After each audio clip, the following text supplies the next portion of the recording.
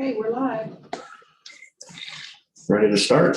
Yes, sir. All right. Good morning, everybody. I would like to call to order the City of Lake Worth Beach Code Enforcement Special Magistrate hearing. Okay, we're live. Today is June 24th. Yes, sir. All right. Good morning, everybody. I would like to call to order the City of Lake Worth Beach Code.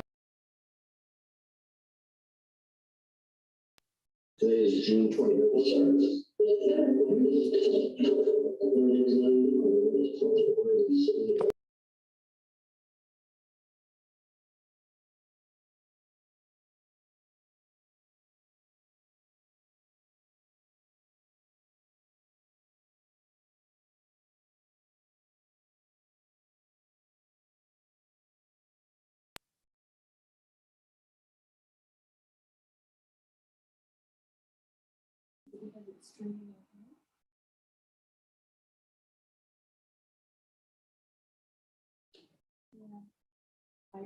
These were turned off, so I can't really talk.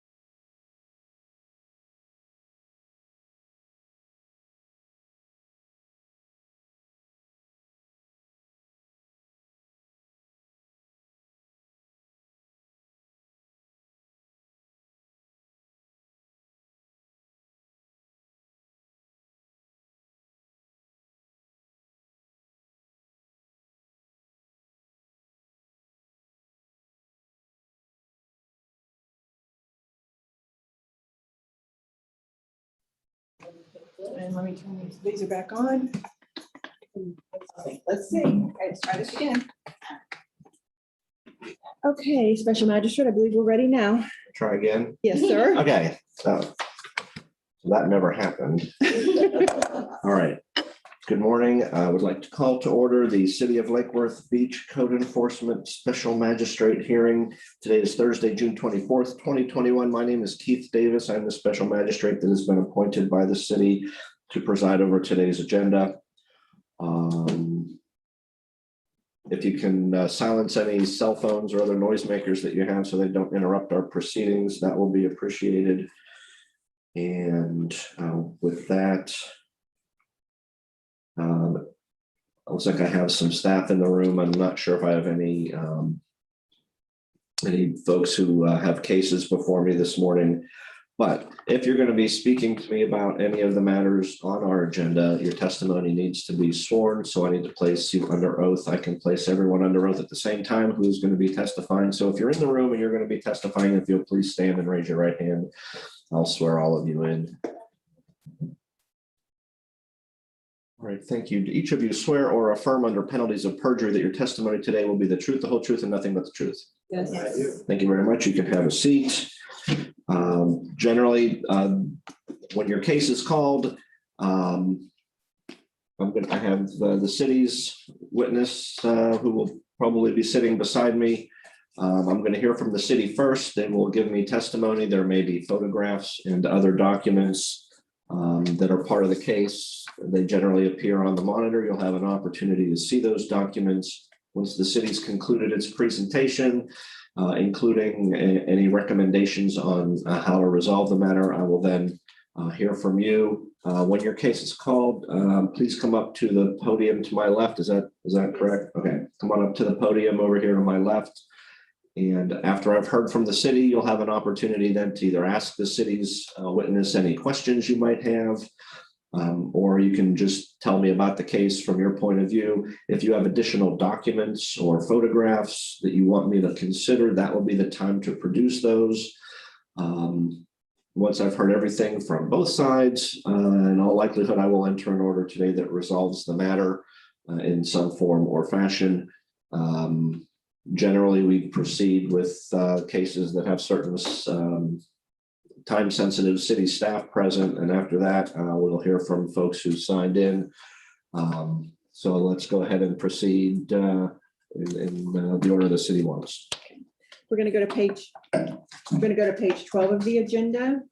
Item number 30, case number 20-123. Property address is 524 South Dixie Highway. Property owner is CJS Checkers, Lake Worth LLC, Officer Beware. And I believe we might have city staff that, yes. No respondent, though, sir. All right, the case number is 20-123. Owners are CJS Checkers, Lake Worth LLC. The address is 200 South Biscayne Boulevard, Florida, FL6, Miami, Florida, 33131. The property location is 524 South Dixie Highway. This was a field observation. The case was initiated on 1/08/20. The violations existing, 14-35, use and occupancy inspection. Code violation 23.2-21, building permits. The code ordinance was changed from 2013 to 2019. So the case that's the ordinance that's listed down here, 23.21.08.17-10, 3 tree abuse was changed to 23.6-1. But the verbiage is still the same for hat racking. All right, so 23.6-1 is the current code section. Yes, And the old code section was 23.21.08.17.10. that's for the hat racking. And for the tree damage, Okay. the 23.21.08.17.30 for the penalties was changed to 23.61. Got it. Now, the violation has been complied or resolved, 23.5-1 signs and 23-5.1 signs, which been complied. 2-75.62 general requirements, which was complied. The owner was notified via certified mail on 5/24/21. The mail was received on 5/27/21. The property was posted on 5/26/21. The property last reinspection was on 6/21/21. I've had contact with the owner. Photographs was taken. The recommendation time is 9/27/21 with fines of $50 per day with administration costs of $425.29 paid by 9/27/21.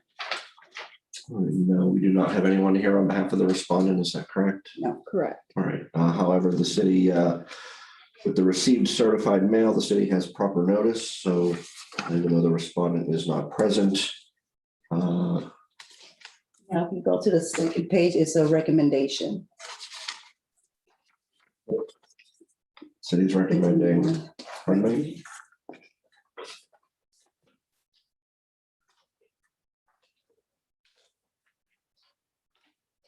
This recommendation was written by the city horticulture specialist, Dave McGrew, who's here now. Yes, sir. Yes. Probably for ease of, come on up to the respondent's podium, sir, and go ahead and tell me your name and position with the city, and then you can proceed. David McGrew, I'm the horticulturist for the city of Lake Worth. Yes, sir. So the recommended order for this one is to get to it, sorry. There were a couple of requests with a paralegal that was representing the company to get independent arborist evaluation. The city has not received any report. Part of the process in this is that the trees, sometimes the trees can be restored through proper pruning. If not, the code requires the trees to be replaced. I'm not qualified to assess those trees for corrective pruning. You have to get up in a bucket truck and look at them and all that. So the requested order is the property owner must contract with an ISA certified arborist to conduct an evaluation to determine if the trees can be restored with corrective pruning. If the ISA certified arborist determines that the tree can be restored, the property owner must enter into a 5-year contract for corrective pruning. Corrective pruning must be performed in direct supervision of a certified arborist. The contract must be reviewed by the city horticulturist, and the city horticulturist must be notified when the arborist is going to conduct any inspections and or pruning. If the arborist determines that the trees cannot be restored, the property owner will need to apply for a minor site plan amendment to remove the trees and bring the property up to the current landscape code in as much as feasible.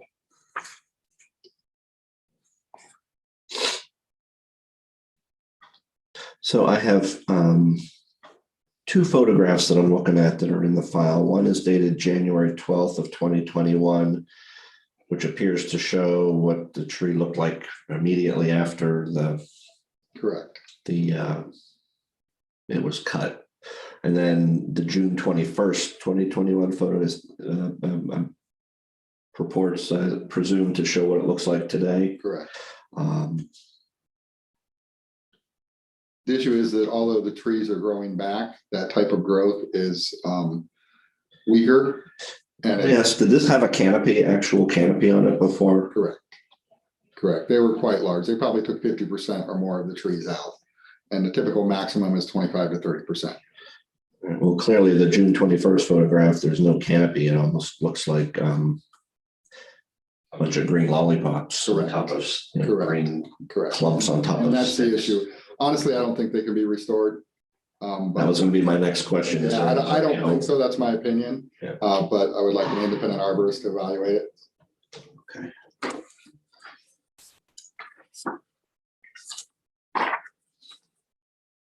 All right, is there anything else from the city on this case? All right, I've already found proper notice based on the testimony and the evidence. I do find that the property remains in violation as cited, except that the property has complied with city code sections 2-75.6.2 and 23.5-1. What is the recommendation? Not for the tree part, but the other part that's the city's asking for 90 days to comply with the use and occupancy certificate. Yes, as well as the hat racking. I can't give no more than 90 days, but you can extend that time. What is what do you contemplate as being in compliance in 90 days? What would clearly the Well, tree's not going to come back in the next 3 months, and over the last 6 months, it's a completely different looking tree than it looked like before it was cut. So well, I'm just trying to figure out how to blend your recommendation with the arborist's recommendation and create an order that makes sense. okay, well, for Code Ordinance 14-35, they have to schedule and pass their use and occupancy inspection. And for 23.2-21, the building permit, they have to finalize and close permits 19-3433 and 19-512. All right, well, 90 days should be sufficient to do those things. So I will allow 90 days to comply with those two code sections. I guess we can do a bifurcated order, can't we? Yes. So for 1435, the violation of city code section 14-35 and 23.2-21, I'll accept that recommendation, allow 90 days for compliance. Your Honor, Yes, ma'am. Yolanda Robinson, City of Lake Worth Beach. They cannot pass the use and occupancy inspection Until until, the tree is resolved. correct. Okay. Okay. So here's what we're going to do. I'm going to accept the recommendation as articulated by the arborist in this case. Do you think 90 days is a reasonable amount of time to get? To complete the process is yes, the trees won't be. But by then we should know if it has to be. Exactly. We should have a report. We should know whether they can be restored and they can enter into a contract, or they can apply for the minor site plan amendment and start that process. So 90 days should be plenty of time, in my opinion. okay, so 90 days, I would like to see that report concluded and a For the minor site plan application. right, and then we'll either know if they have to apply for the site plan modification, that would need to occur within those 90 days as well. The application, a complete application submit, I understand the review process will Correct. probably take more time than that, but Correct. At least apply for it by then. I'd like to see the report concluded, if a site plan modification application has to be submitted, a complete application submitted to the city. And they should still be able to resolve the building permit within those 90 days as well, I would think. Those permits was actually applied for before the hat wrecking occurred. Okay. But with the. So are they just going to travel with are those permits going to travel with the hat racking? Those permits just have to be finalized and closed, because those permits was for the interior. Okay, so those are separate and distinct, and I don't see any, I haven't heard anything that tells me that that can't be done within the next 90 days.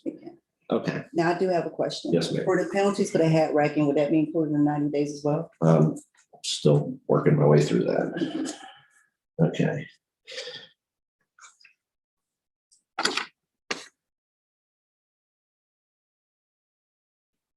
I mean, this almost looks like an irreparable and irreversible kind of thing. I haven't seen anything that tells me that tree's gonna ever be back in the condition it was in prior to, That's my opinion too. I would just like it to be independently confirmed. sure.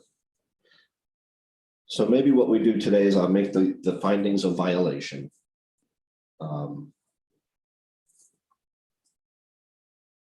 Require the 90 days for the building permit and to get the report on the tree, and if there's an application required, get that done. I'm thinking then, I think I actually get a couple months off coming up here, don't I? We still need to confirm that. Okay. So it Well, so either way, 90 days would be September, but you're, it's like September. So do I have an agenda in September, or would it be? October. So then let's put this on the October agenda for fine assessment, status/fine assessment, whatever you want to call it. And then I think at that point, I'll have a good sense for the good faith progress or lack thereof in terms of dealing with the tree and getting the building permits closed out. And we can address further compliance deadlines in terms of getting the tree removed and getting the site plan and assessing fines for that part of it at that time. I have made findings that the property is in violation, so the city is awarded its administrative costs of $425.29. Those will be payable no later than that 90-day deadline as well. Does that cover it for this case for today? Okay, so.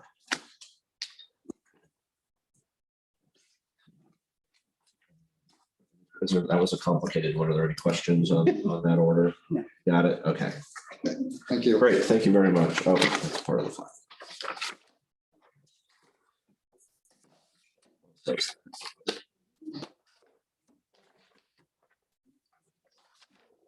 Okay, now we're going to go to page 25 of the agenda. Item number 55, case number 21-1283. Property address of 1249 18th Avenue North. Property owner is 2020-20205 WY-22 LLC. And this is Building Inspector Scott. Oh, I gotta get him.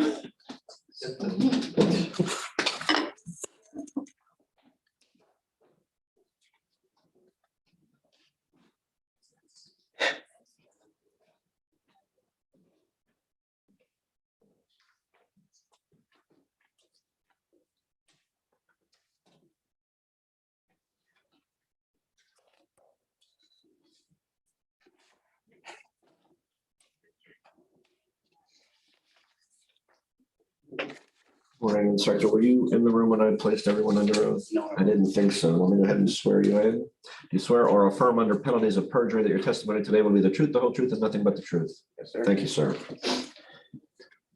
And do we have a respondent present for this case? Come on up to the podium, sir. Remember you being in the room when I swore everybody in, so you're good to go in terms of that. Whenever you're ready.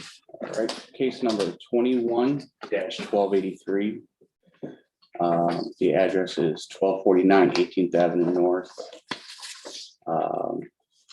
We had an inspector show up, this building without permits. That red tag was issued, and that was issued in June, early June, June 4th. They were caught working on 5 different occasions. Tags were issued. They're gonna have to apply for permit. They're gonna have to finalize and close all permits for a complete remodel of premises, both interior and exterior. I issued a courtesy notice on 6/4/2021. I re-inspected it on 6/23/2021. Certified mail was sent out on 6/4/2021. I also posted the property on the same date. The property was inspected 6/6/2021, 6/23/21, still non-compliance. Photographs are in the file. Recommendation time is going to be July 25th, 2021. Fine of $150 per day. Administrative cost of $548.43 to be paid by July 25th, 2021.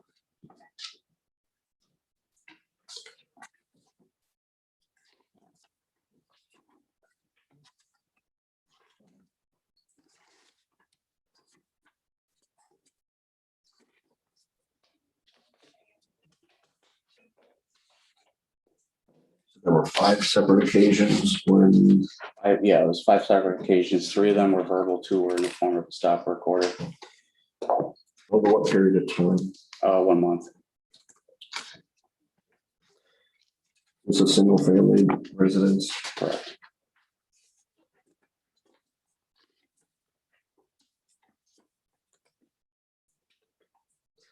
As we sit here today, have permits been applied for? Some permits have been applied for, yes. Or other permits that need to be applied for that There's haven't going been? to be a few other permits that need to be applied for. We're going to have to end up doing a site visit to find out what the extent of the work that actually has been done versus what permits they've already had in the system. Okay. Mr. Engel, This is Peter Ringel, building official for the city of Lake Worth were Beach. you- I don't remember if you were. Yes, I was in Thank the you. room and I have been sworn Thank in. you, sir. Doesn't work. It doesn't work. So just for clarification, permits were submitted, comments were given back to the contractor of record, and they will need to resubmit for the entire scope of work on the project, but they have applied for permits as of this week. Okay, great. Thank you, Mr. Engel. Anything else from the city before I hear from the respondent? Okay, yes, sir, go ahead and tell me your name and address and then you can proceed. Good morning, Your Honor. My name is Marcos Toledo. I am the owner of the property. I contracted with a company who told me that they would be pulling out permits while producing the work. I gave my deposit to that company. They did some work and then pretty much disappeared with the rest of my deposit. Mr. Jeremy Scott did go out on the 19th. Keep in mind, I'm not on work site. I have my full-time job and dealing with my special needs child. I don't have time to deal with this. I'm not construction oriented. Sure. So I was notified by the person on property that on the 19th, there was a stop work order. So they sent me a picture of the red label, stop work with needs permits and stuff like that. I tried reaching out to the person who I had hired. I have yet to be able to speak to that individual.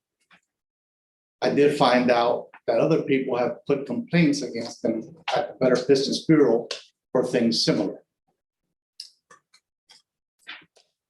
Sometime between the 19th and the 2nd was a second stop work order given. Between that time, some of the people working who were in need of money due to the COVID thing, they hadn't been working. They said, listen, can we do the pavers and fix the fence? So, the only thing I can do is say, you can't go inside the house and work inside the house. I pulled up this thing from the county where it says items that do not require permitting. And it was things like the fence, to repair the fence, which was already in the paper, the survey of the house. So I looked at here and said, okay, it's under $1,000. And it's not a permitted thing, along with the pavers, relocating the pavers. At that time, or during that time, Mr. Scott went out to the property and submitted the second stop work order. And I don't know if it's a citation, whatever it might be. I did reach out to Mr. Scott and I spoke to him. And basically, I need a clarification on what and what could not be done. He did tell me that we needed a permit because the amount of fence is over 16 feet. Unfortunately, this paper does not say 16 feet. It only goes by a dollar amount, if you like. This is the brochure from the county. Yeah, so one issue is that if you're looking at county paperwork, that probably is not applicable because you're in the city of Lake Worth Beach and they're gonna have their own rules for administration of the building code. Yes, and that is me not understanding, which should not be any kind of defense, but I did as good as I could. I did speak to Mr. Scott, I said, listen, he could be my solution because I need this done. I need this house done so I can move it. The fence, I looked at it as, listen, the fence is bad. Anybody goes in that backyard, gets injured, I've got more headaches on top of me. That's how I looked at it. Might have been wrong, but based on this, I thought I was doing right. I won't say that I'm under, basically, yes, no permits, I'm wrong, regardless if those individuals drop the ball or not. I just want to resolve this, and whatever has to be done, I contracted with Copperstone. They're the ones who have been doing the permits now and submitting them in, and I've also spoken to Mr. Ringgold. Okay. So I got nothing to hide, and I'm just trying to resolve. So you've got a new contractor on the job that's working through the permit process and Yes, sir. okay, and I was gonna ask that question. Sounds like the first contractor didn't do you any favors, so. I'm glad None you whatsoever. got- And I did pay the first permits with the 4 times fine already before the 5-day period that they gave on the letter. So I'm trying to comply as much as I can and as quickly as I can, not only for your benefit, but also for my benefit. So No, it sounds to me like you are trying. So, and I appreciate that, and I'm sure the city does too. Before I have you finish up, it looks like Mr. Ringgold had something for me. I'm gonna go up to a microphone. so Yeah, I can sure. Speak so people can hear me. Peter Ringgold, as far as the fines and penalties go, it is standard policy of the city that if you file a complaint against the contractor who originally did the work without permits, if he's an unlicensed contractor, you can get with me and I can go ahead and give you that paperwork. We do eliminate all penalty fees since it wasn't your fault. And you filed a complaint against the person who put you in this predicament, okay?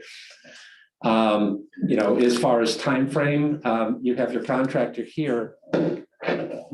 How much time do you think it would take to get the resubmittal to me for the drawings needed for enclosing the windows and the work? It would have to be around maybe about a month or 2 months. Would that be okay? To get drawings, I do understand that for architects and engineers, it does take time. So no more than 60 days to get the permit issued. If there are extenuating circumstances, please reach out to us for that. Okay.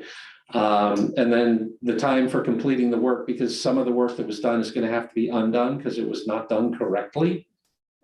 So what time frame do you think you need for the completion of the work?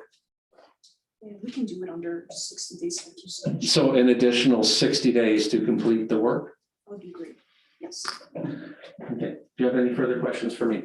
No, sir, thank you. Once I'd heard from everybody, my question was going to be, I want to make sure we put a time frame on this that is attainable. Because again, it seems to me that there is an effort to straighten this out. And I appreciate you giving them the information on the unlicensed contractor complaint, but I don't want to set this up for failure. I want to make sure there's enough time to get the permits issued and get this straightened out without any code enforcement penalty. So 60 days, we're confident.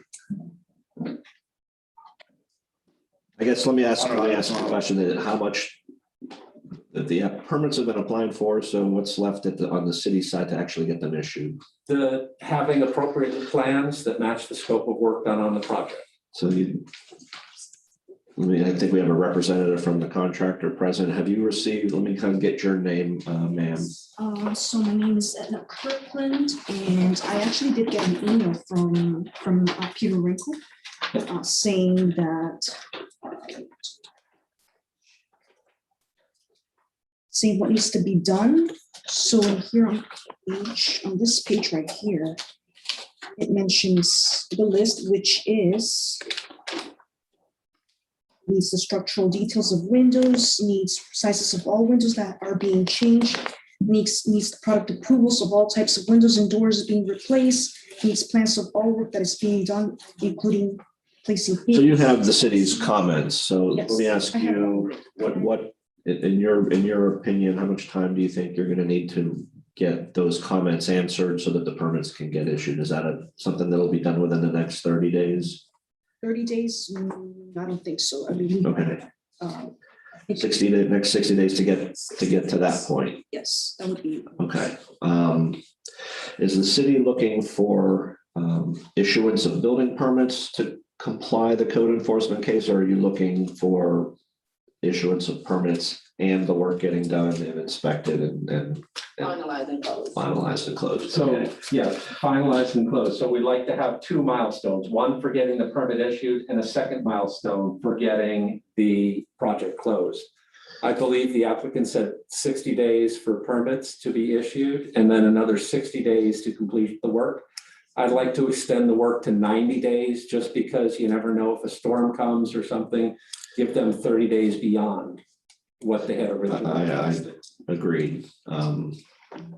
Okay, I think I understand where this is and what we need to do to get it in for a safe landing. So is there anything else that you folks would like to tell me? Your Honor, I Yes, sir. have not been back to the house because I don't want anybody to assume there's any work being done. But I would like to enter the house, look over, and if there's anything that I have to pick up or do whatever, not for anybody to assume that somebody's working there. Well, I haven't heard anything at this hearing that in terms of anyone determining that the structure is unsafe for human occupancy. So if you're the owner of the property, you're barring that, you're entitled to enter your own property. Anything else, sir? No, sir. Anything else from the city on this one? All right. No, sir. Well, we do have proper notice. Respondent is present. The city has the appropriate notice documents in its file. I do find that the property is in violation of City Code 23.2-21. But I've certainly heard plenty of testimony that respondent is making good faith efforts to get this straightened out. I'm glad you've got a new contractor on the job you're here. That's a great sign, and clearly you sound like you're trying to get this resolved as well. So let's say 60 days, which is August 26th. Let's just say close that. So let's say August 27th. That's the end of that work week. That's a Friday. To get the permits issued, and then 90 days after that, which is the end of November. So we'll just say I'm going to push that out to December 3rd, which is also the close of business on that last week. November 29th is the Monday, so December 3rd to get the work done. Now, I will say this: if you're on either deadline, if it looks like you're doing your best, but things happen, please stay in touch with the building department, with the code enforcement department. If you need more time, ask them for an opportunity to make that request. If that comes back before me and I see that there's been good faith effort and things happen that really were beyond your control, and I would be happy to consider all that. And I've been known to grant extensions under those circumstances in the past. I don't want to. I think I've been pretty clear. I want to set this up so that there is compliance without any kind of code enforcement penalty. So, are there any questions on your side of the equation? 60 days for the permits and then 90 days after that to get the work done. So that's 5 months. City is awarded its administrative costs of $425.29 for having to prosecute the case. I'll make those payable no later than the December 3rd deadline. And I think that should do it for this case. And so the permits are to be issued by August 27th. Are we sticking with the $150 a day fine if they're Well, not? thank you. Yeah, if either of those deadlines are breached and there's no extension granted, there will be daily fines of $150 per day until compliance is achieved. So for example, if you got to that 60-day period, the permits weren't issued, there was no request for an extension, the $150 a day penalties would start to run until the permits were issued. Then that would stop. But then same thing would happen at the end of the December 3rd deadline. If the work wasn't quite done and there was no extension requested or been granted, then they would start up again until the work was done and the permits were closed out. So there would be consequences. That's why I made the comment about asking for more time if you need it. But based on what I've heard, it sounds like those timeframes are very reasonable to get the work done. Okay? Yes, sir. Thank you. Thank you very much. Thank you. Okay, we're gonna go to page 26, item number 58, case number 21-804. Oh, I take that back. We're gonna do that one last. We're gonna go to page 27, item number 59, case number 21-1240, property address is 205 South H Street.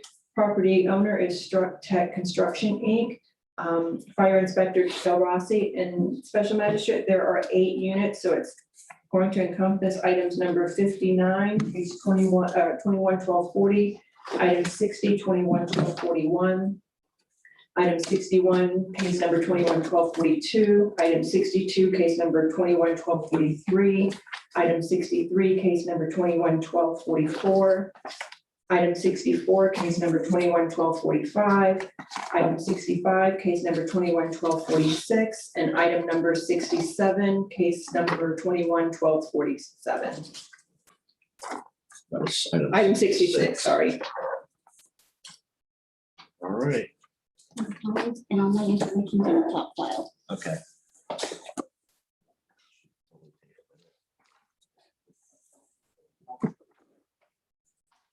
All right. Good morning, sir. Morning.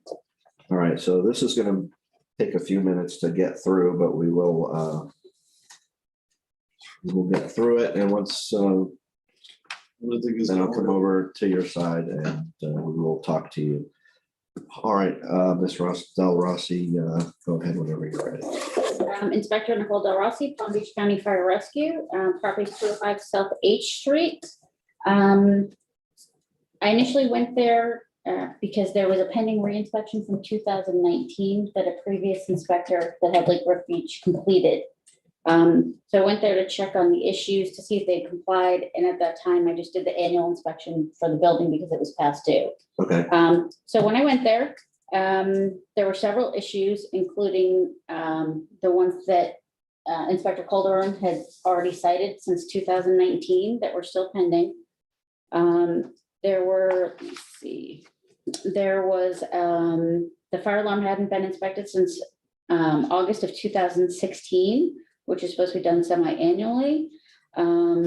There hadn't been a fire sprinkler inspection since that date as well. It's supposed to be done quarterly. The fire alarm room door not opening and closing. I barely could get it open. I had to use my hip to get it closed. Unit numbers on the exit doors are not correct. They're all different sizes. They need to be at least 6 inches. There was a backflow inspection in February, but I needed the report. So I sent the notification via certified mail to the property owner and put specifically on the report that a few of these violations have been pending since 2019. They need to be corrected immediately. Let me stop real quick. Is it the same property owner for all Yes. of the units Yes. that we're talking about? Yes. Is it 1 through 8? Okay. Yes. Was Um, that separate notice documents to each unit, or was it one? Separate, So you said 8 different, yes, sir. Okay. Because there's 8 different parcel control numbers. okay. okay, And just so, for the record, did the certified mail all get received for all 8 of them?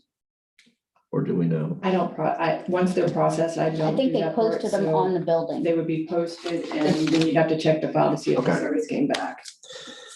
Which it looks like, because I don't see any envelopes in there. And they posted on each unit door as well, I saw that. They were all delivered.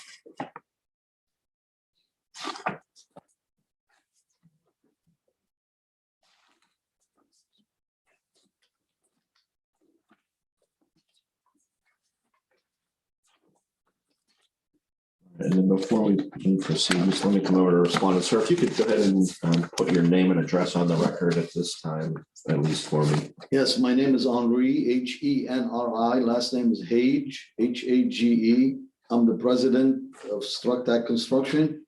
We are an engineering firm and a construction company, and we happen to own this property under Structac Construction. It's one building at address 205 H Street. When we bought the building and remodeled it, we divided it into a condo. That's why there is it's all one same building, with one fire room, one backflow preventer, and so on and so forth. All right, so you're the president of the corporation that owns the property. Yes, sir. All right. Sir, he wasn't here when you swore before. He came in later. Oh, were you sworn in? Were you in the room when I placed everybody under oath? May not have been. No, I wasn't here. Let me go ahead and. I got held in traffic and rain and. But thank you for that. So I need to go ahead and swear you in before you can testify. Do you swear or affirm under penalties of perjury that your testimony today will be the truth, the whole truth, and nothing but the truth? I will. Okay, and then you are the president of the corporation that owns the property. Yes, sir. Thank you very much. All right, so with the notice documents that are in each of the files, respondent is present. I will find proper notice in this case, so we'll get that taken care of. Let's, you can go ahead and proceed. Okay, so I didn't hear from him. I finally heard from him when he received the notice for the hearing. And so since then, he has cleared a couple of items. There were some open electrical voids in the panel that's been taken care of. Maybe I, Mhm. since we have 8 cases, can you tell me the The code section, yeah, that are Okay. complied out? 11.1.8. And is this on, is this gonna be on all of Yeah, them? it's gonna be on all of them. Let's see, here's 11.1.8. I don't see that one on unit number 1.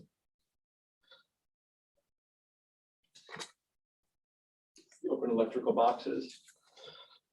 Oh, there it is. Yeah. Thank you. Go ahead. Okay, 11.1.7.2 is complied. The electrical disconnects have been labeled. 11.1.7.2. Okay. And then also 11.1.7.3.1, which is another electrical violation. Okay. And then just yesterday, later in the day, after I did my last re-inspection report, he complied 13.3.3.2. This sending documentation stating that the fire sprinklers are going to be inspected quarterly from this point forward. And then 13.5.3.1, sending me the report for the backflow. All right. And 1.12.6.3, it's not completely complied. They have the permit for the radio communicator that was changed out without a permit, but the inspections have not been completed yet. And then, and he says that they're scheduled for tomorrow, which I have to check the schedule on that. Okay. And then also, according to the gentleman, the fire alarm is also scheduled to have its full annual inspection at the same time. So what is still pending is the unit addresses are still not correct. They still need to be 6 inches. That's 10.11.1.4. 10, 11, 4, 1. Got to switch that backwards, unless it's on there backwards. It's on here as Okay. 1 point. So, yeah, it's 4.1. And that's on all 8. Yes. Okay.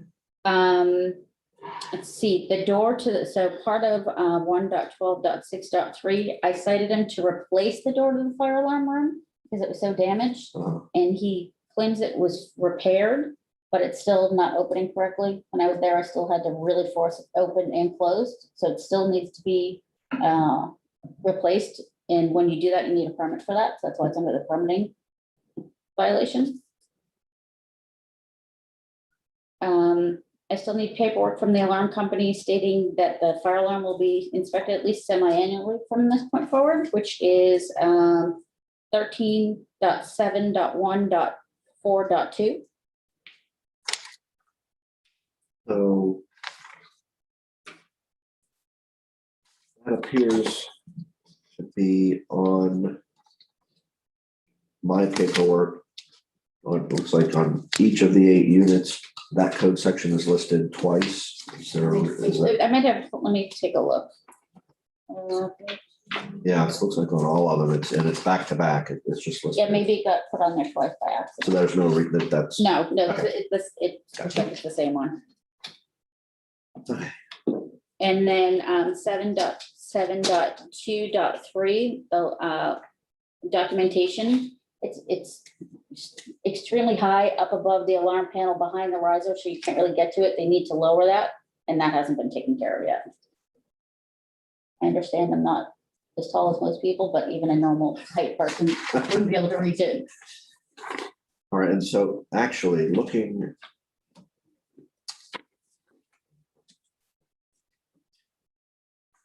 at each of these and going back to the building address, so it looks like on each agenda item, it says building unit numbers is the looks like the very first cited code section, and that's the one that's 10.11.1.4, but then at the very bottom of each, it says building addresses and it's 10.11.4. So are those different? The one that's on the top is the one that got the transposed numbers. And then it looks like the second one maybe just was in error and the last one left off. Because Krista has to put those in individually into the system. So the 4.1 is the last one. So the first one, The 1.4, that's not the correct one. okay, so that Yeah. comes off. Okay, that clears that up. The initial inspections done by Inspector Calderon, she did the initial inspection 6/24/19, went back on 7/26/19, and again on 8/28/19. Then she got moved zones and there wasn't anyone in Lake Worth for a while. And that's initially what brought me to the property. My concern is, and has been, is nothing had been looked at this property as far as sprinklers and fire alarms since 2016. And it wasn't until, and you can, if you look in the file, you can see he signed for my certified notification back in March, got it. And I didn't hear anything from him until he received the notice for the hearing. So my concern is that, we don't allow this to happen. And we need to make sure that everything gets completed. Okay. I can't say since he's gotten a notice, he seems to be trying to get everything corrected.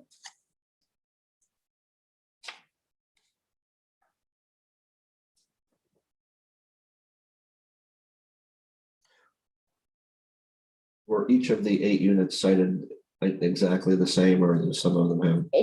For us, it doesn't work that way. We call, it's a building shell. We cite the building itself.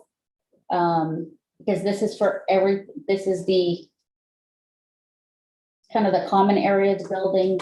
So our system is a little bit different. We have the shell and then we have each of the units.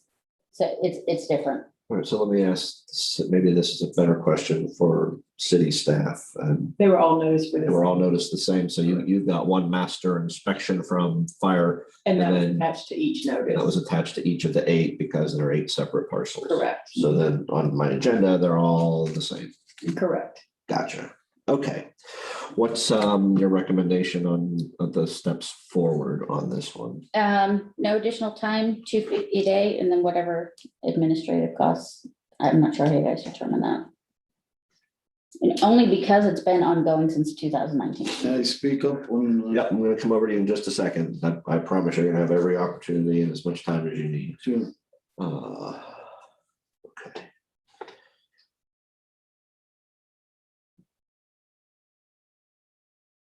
Of the outstanding items, Mhm.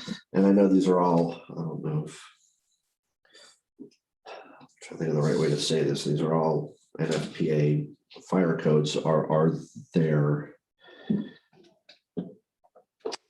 life safety, health safety, welfare, The fire serious alarm, imminent the concerns? fire alarm, because the radio was replaced without a permit, we don't know if it's working properly. And then the actual full system hasn't been inspected since 2016, so I don't know if there's anything serious going on with it until the inspection's done. So that's my biggest concern. So that's 13.7.1.4.2. Yes. Okay, that's really, that's your number one And concern. then also, for the fire alarm radio communicator that was installed without a permit, that's under 1.12.6.3 under the permit required. Like I said, the permit is issued, it just hasn't had an inspection yet, so I don't know if that's functioning properly or not. Okay.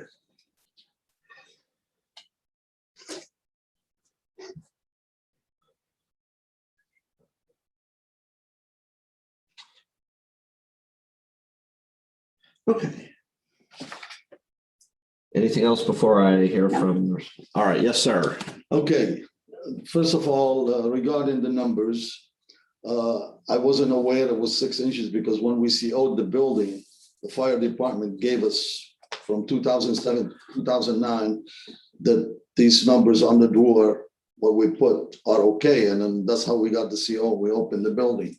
Now, Officer LaRossi asked us to find a 6 inch, or she said that the code changed to 6 inch. I wasn't aware. We went everywhere, and I wrote it an email yesterday that to look for a 6 inch. The most, the letters are 5 inches. I was ready to replace them. I can't find a 6 inch. I said, if you guys, because this code is only for Palm Beach County, it's not an FPA or any other thing. This is related to Palm Beach County Fire. And I said, if you find a store, because you obviously you enforce it on everybody in Palm Beach County, tell me where I get the 6 inches, and I'll replace them. It's not a problem. It's $1 a sticker. So that's. But right now it's visible. It's been like that since 2008 when we CO'd the building. Second, the monitor, the company that has the alarm system been monitoring the building for the last some odd 14, 15 years. They came up with the fact that they want to do the radio instead of the phone system. And I wasn't aware that they needed a permit. They came in and they changed the system from using AT&T 2 phones to a radio. And then they said everything is working, and they've been monitoring the building. So we pay them on a monthly basis. And if there was anything that caused the fire, they would have called us. But anyway, we went back to them and we asked them to pull a permit. They went ahead and put the permit with the city, but it took 2 weeks to get a permit. They got the permit the day before yesterday, finally. And I wanted to get to schedule the inspections right away. They couldn't. But the inspections are scheduled for tomorrow. Tomorrow, right? So tomorrow, you're gonna take care of the inspection for the radio that they installed. They're gonna do the testing at the same time, and they're gonna lower the box that the officer is asking to lower so she can see it, and put it at a lower thing. That I requested that from them. So those items are done tomorrow, and then there will be left. The letters, I asked the officer yesterday, she said he's probably gonna go to a printing company and have them design the 6 inch, but we're not gonna accept 5, because we could not find 6 inches anywhere on the shelf. You have 5 inch numbers up right now. No, I have 4 4-inch. because this is what the old code was. This is a new code and it doesn't have to do with, nothing with the fire code. But I can do a 5 right now until I find a 6. So you have I bought the 4. 5. You can only find 5 and you need. That's it. I mean, we went to everywhere in the world. We could not find them anywhere. I mean, she suggested to go to a printing shop and have them cut it to the size yesterday. I will do that. I wasn't able to do that, but today I will do that and get her the 6-inch. Okay. Did you As have, far as, Yes, they're actually not all 4. There've been a couple that have been replaced that are smaller. Oh. And that's really what caught my attention. There's a few that are smaller and that kind of thing. I also suggested to him that he could get an 8-inch, a 6-inch stencil. And stencil, use paint and stencil them on there. There are multiple different ways, and it's actually, the 6 inches isn't a county code. 6 inches is NFPA. The only thing we supersede is 8 inches for the main address. So it's actually should be I mean, everywhere. we're gonna try, we're gonna comply. I mean, this is about like spending $10 to comply. That's not a problem. I will contact today one of the printing shop and see if they can do it. They cut it and then do it. I don't want to spray. It's an aluminum door. Right. They're hurricane proof, and then it's just not gonna look right for somebody to come in and then measure and then spray everything. We'll comply with that. And as far as the door is a hurricane proof door, but over the years it got rusted and it was jamming. So we took all the rust out, repainted as brand new, but the officer is saying it's still jamming. I'm gonna have the door company come and look at it. Maybe it needs adjustment to the, maybe it needs some W40. I don't know what it needs. If it doesn't get adjusted, we'll replace it. Okay. So, and then we're in compliance, then we don't have nothing else. okay. It's just the timing, they could not, I swear, I put all my time in this week to have them done before this hearing. It didn't happen because of the way things are. I mean, in construction, they Sure. scheduled it and they couldn't schedule fast enough. And the city, you cannot force the city. They have a certain program when you put your application in, they gotta go through it to give the permit, but the permit was issued. Okay. Sir, Yes, ma'am. my concern is, I don't know if once I get the inspection report, the annual inspection report, if there's going to be any violations that need to be corrected. And there's no guarantee that this permit inspection is going to pass tomorrow, or if there are things that the alarm company still needs to do. That's my biggest concern right now. Okay. We did the sprinkler system, even though they were not done for the last 2 years, they passed beautifully. The alarm company's been monitoring the building, so they're telling me everything is running good, but they want the testing. We'll do the testing tomorrow at the same time. And I got a letter that they're gonna do the semi-annual, like she requested something in writing, but this is. Is that something that you've seen? Yeah, I haven't seen it yet. You can, Did you want me to, Copy them? want me to take a look at that? Oh, sure. Says here, semi-annual. Okay. Actually, Mr. Torsiga, I didn't know if you wanted to see this. You're good. All right. Show Ms. Del Rossi. And then we can make this part of the, So Part of the record. by first next week, I should be in compliance with everything and I'm done. do we need to make a copy of this? If you would like to, I'll email it to her, I mean, to the officers. All right, make sure you do that because otherwise it No, you won't, can make a copy if you'd like to, it doesn't matter. doesn't matter to me. I'm just saying if they don't get a No, I'll copy of email it, it to it her won't be in because the I file. emailed her the other one from the company. I'll shoot you to the email when I get. That's my fine. office this morning. All right. So I need maybe a day after tomorrow, maybe about a few days to just comply if I need to. I gotta see if the numbers, they can make them tomorrow. I'll stick them on the door. Okay. And then about it. Thank you. Anything else from the city? All right.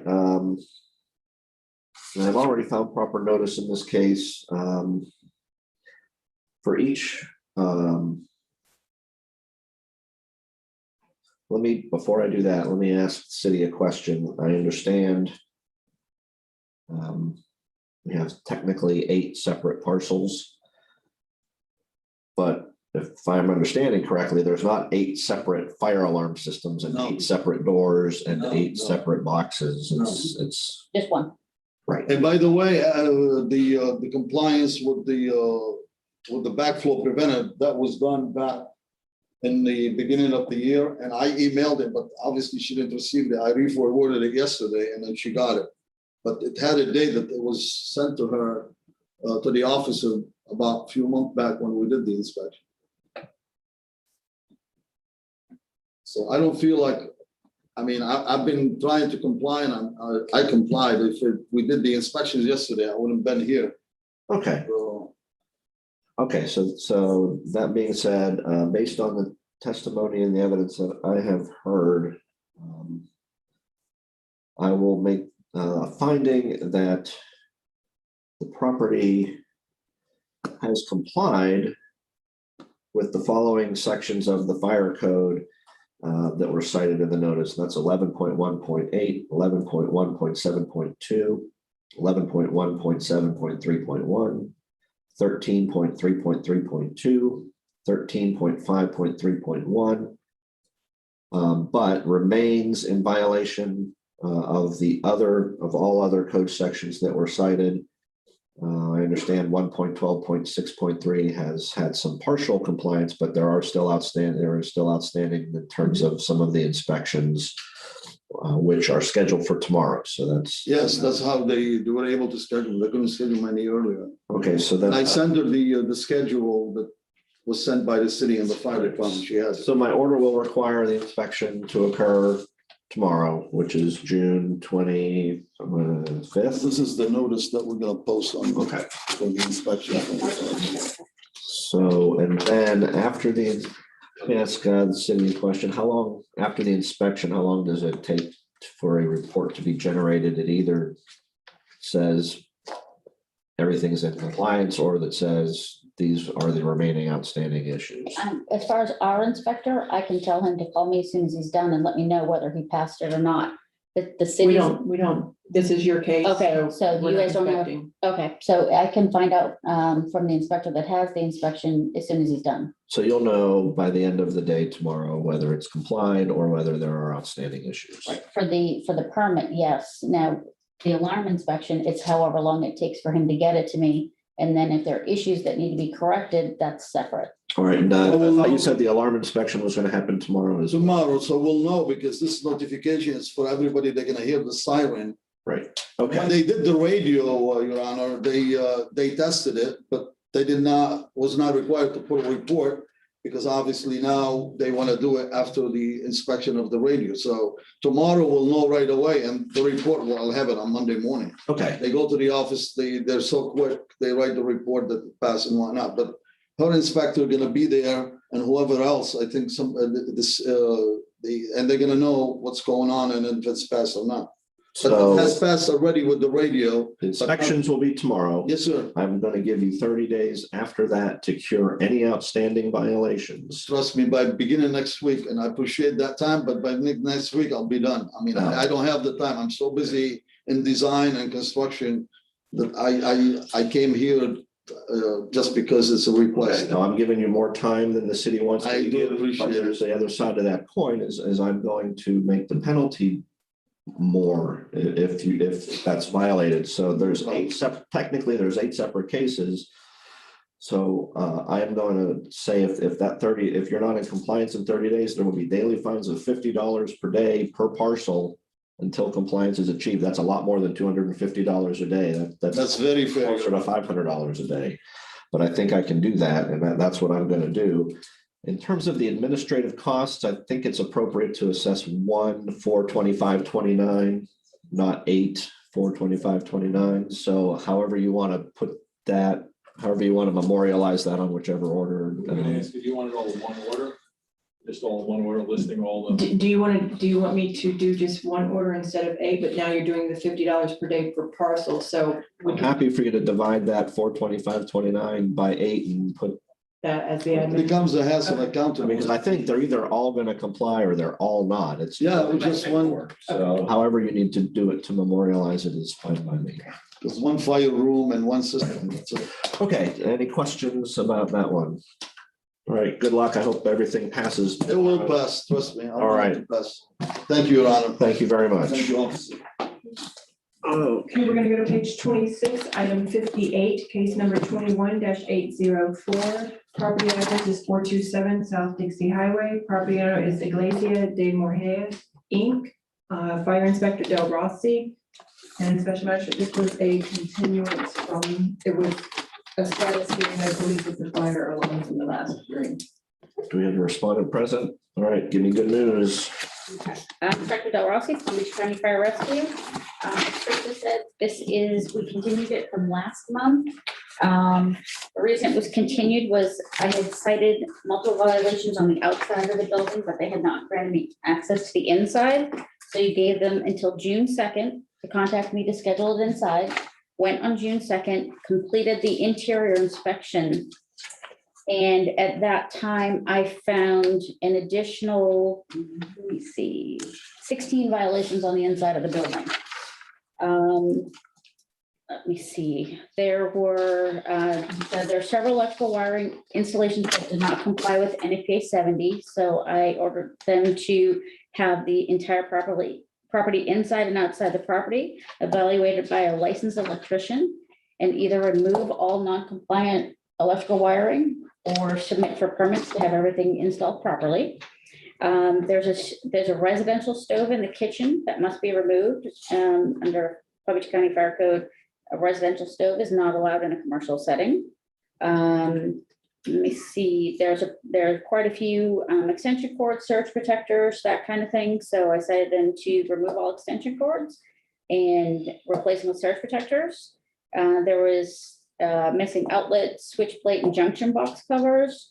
There are hanging fabrics in there that were not tagged to show they comply with 701 for flame resistance treating. So I decided then that they either need to remove all the fabrics or have them treated. According to the inspection tags on the fire alarm panel, it has not been inspected since 2004, which is a very big issue. And I could not, it's an older panel, so it's hard to tell if there's power going to it. So I couldn't even determine if the power to the panel, if the panel is functioning. And the fire alarm breaker wasn't labeled, so I couldn't verify if the breaker was turned off as well either, because I don't know which breaker it is. They need to add more fire extinguishers. They didn't have them every 75 feet. There's storage under the stairs that needs to be removed. There's a ramp in the building, which I'm not sure why it's even there, but it's not installed the code. So it must be have an approved permit or install with approved stairs with a permit. Let me see. We need panic hardware on the doors because our occupant load in that building is more than 100 people. Let me see. They at some point they replaced all the exterior doors to the building with residential doors, which are not allowed in a commercial building. So I told them they need to have permits pulled and replace the doors with commercial doors. Let me see. There are several areas in the building where the walls and the ceilings are collapsing. So I said to them that they had to have all that work corrected with permits. There's pictures in my report in several areas, especially the room that's, there's a room where the ramp is leading to a room, and that room, it's just ceilings collapsing, mold, electrical just looks like it's been damaged over time and that kind of thing. Yes. And it looks like they tried to repair the ceiling and just kind of piecemeal pieces of drywall and that kind of thing. I see what you're talking about. They need to submit floor an approved floor plan because we don't have that. Let's see. There's a stage in there, and it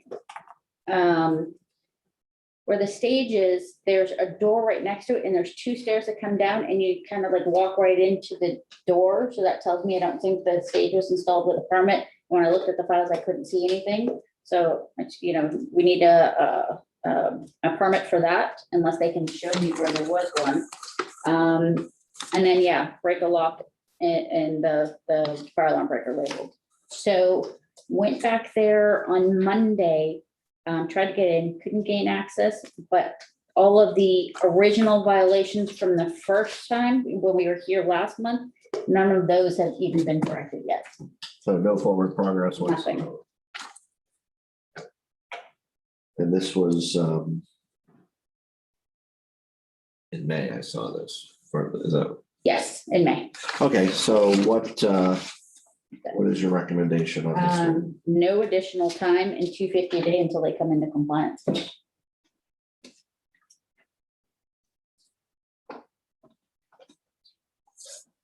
if you look at my updated reports, our system automatically emails it to the person. So the front page there that you just flipped up is confirmation that they opened the emails.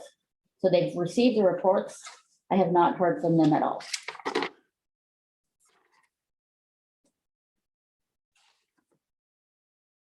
This is, Did I enter an order last month of any kind? Is that in the file? There should be a copy in the file, but it was for them to comply for the inspection, which was 11.7.7.1 by 6/1, which they did. And then you continued it through today to find out about what she found when she went in.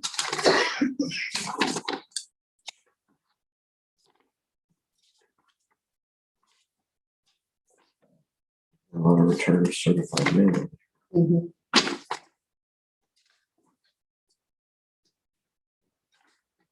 Not seeing my order. Should be on the right side. The notice of hearing for today. Is that posted on the property? Notice of hearing for today's hearing. he emailed me this morning and said he wasn't going to be here, so he knows that the hearing is happening today. Was the respondent present? Mhm. And I verbally said it at that time, did I not? Yes. So those are all the original violations that still haven't been corrected as well.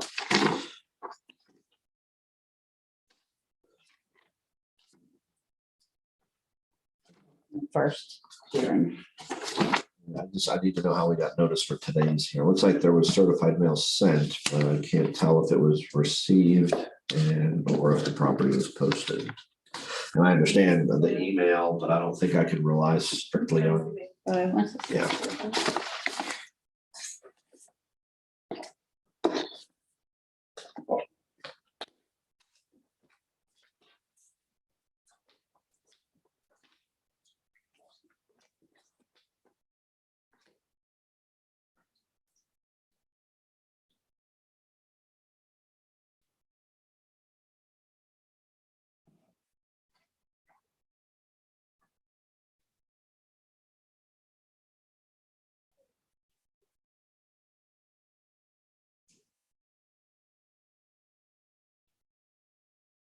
Okay, the property was not posted. I don't see a posting in here. I'm trying to check the tracking.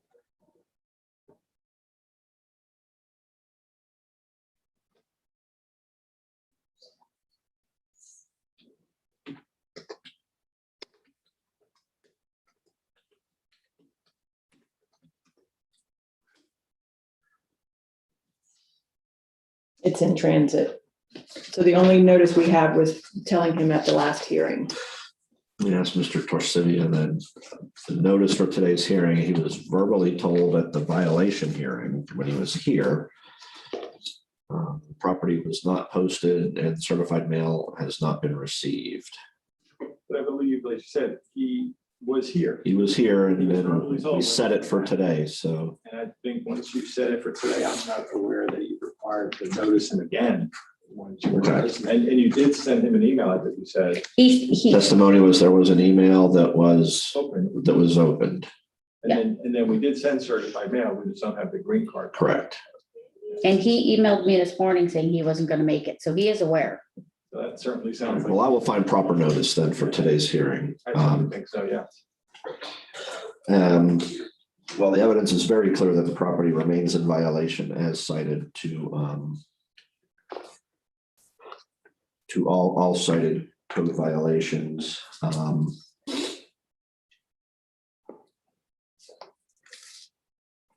Testimony included evidence that the fire alarm system has not been, there's no proof of testing or maintenance for almost a decade, since 2004. So, 04, Yeah. 17 years. Would you consider that to be a threat to the public health, safety, and welfare?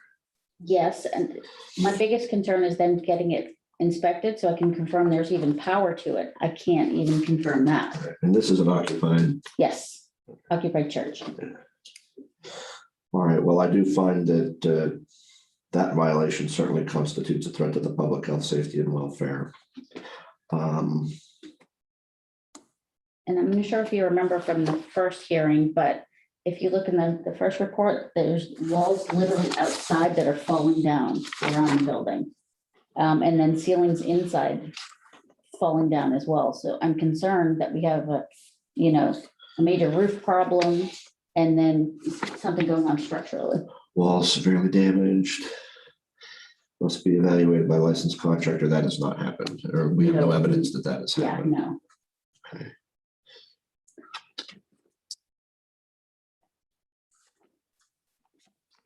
Well, I think technically I have to give some time to comply. Didn't the last time you tell them that you needed to? Last time my order was to have the June 2nd inspection, which happened. But I didn't rule on all the other violations. I just said I want the fire inspector to be inside the building on or before June 2nd. That did happen, which then resulted in not only the original violations, but now this entire list of 16 new violations. We would suggest a very short period of time to comply. And again, the email that he acknowledged that he knew about today, that should be in the record, but It's in the file. it just seems to me that none of us want to be responsible for someone's life's health, safety, and this sounds like maybe not imminent collapse, but it doesn't sound good. So I would suggest only a few days to comply.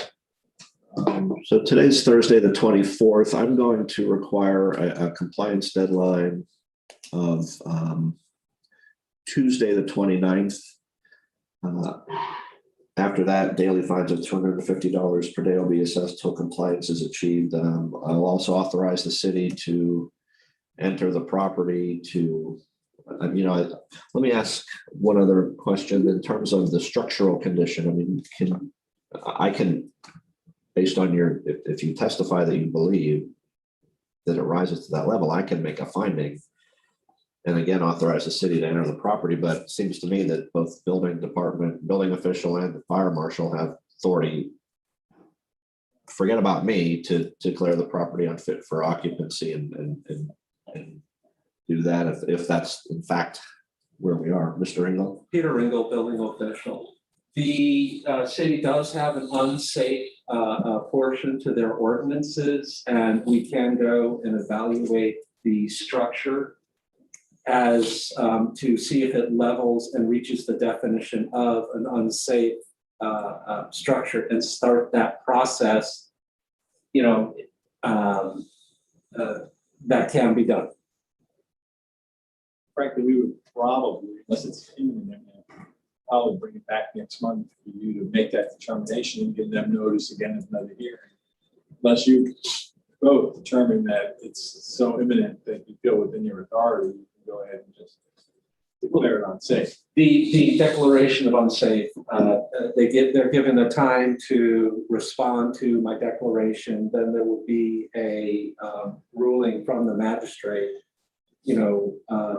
showing that it meets the definition of unsafe, and then a demolition order will be given for the city to forcibly demolish the structure if that's the route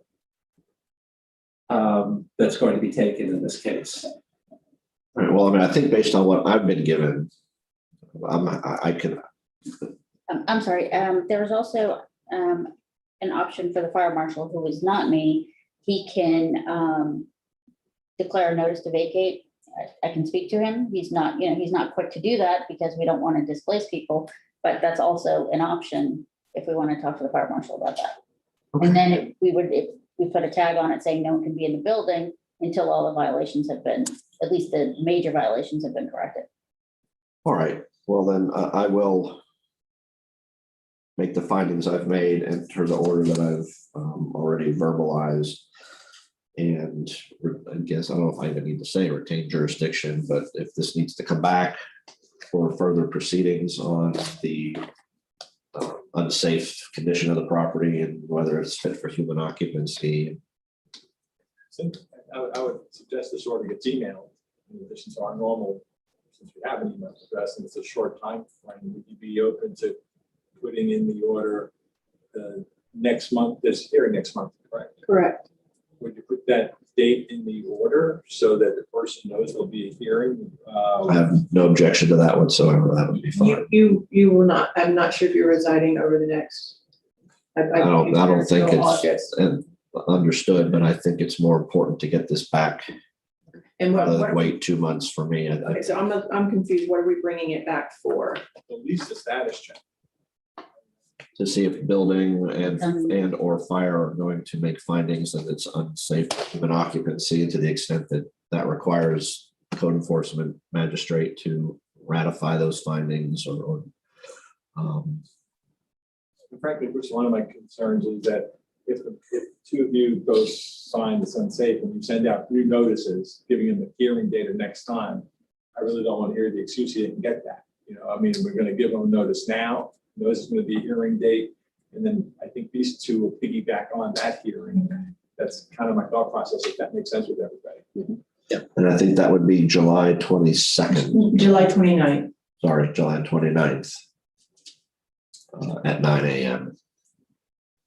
Okay.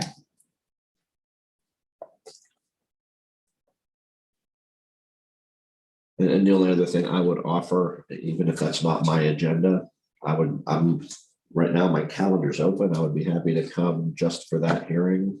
Okay. Just if the city wants that, I will make that offer at this time, just for the sake of continuity. And so just let me know how this plays out, but I'll put a placeholder on my calendar for that case. All right. Thank you. And then if I didn't say the administrative costs of $425.29, those are also. We charged that on the last Oh, one. the last one? Okay. You want to charge it again I or? don't think so. I think it's just the one. Yeah.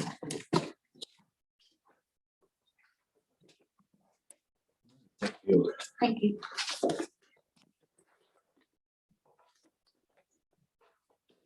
We're going to go to page 44 of the agenda, item number 94, case number 20-149. The address is 1102 South Dixie Highway. Property owner is Amisha and Mahesh Patel. Officer Karen Proto. This is my agenda item I'm 94. sorry, agenda item 94, page 44. Thank you.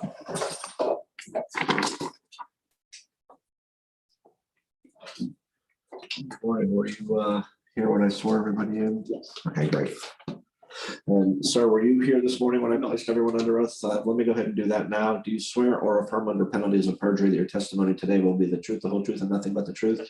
Can you please state your name and your address for the record? Okay, my name is Mahesh Patel and address is 1102 South Dixie Highway. All right, you're the owner of the property? Yes. All right, thank you, sir. I'm going to hear from the city first. After the city's concluded, then I'll come back over and hear from you. Yeah. All right, thank you. Go ahead. Code Officer Proto for the city of Lake Worth Beach. Owner and name is read into the records. The property location is 1102 South Dixie Highway. Found property to be in violation of code city sections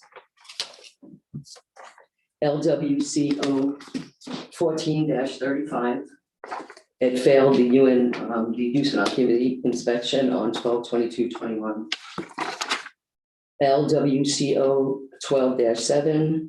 Dumpster enclosure, it's in plan review. LWCO 2-75.6.2. The address was not visible from the public, that has complied.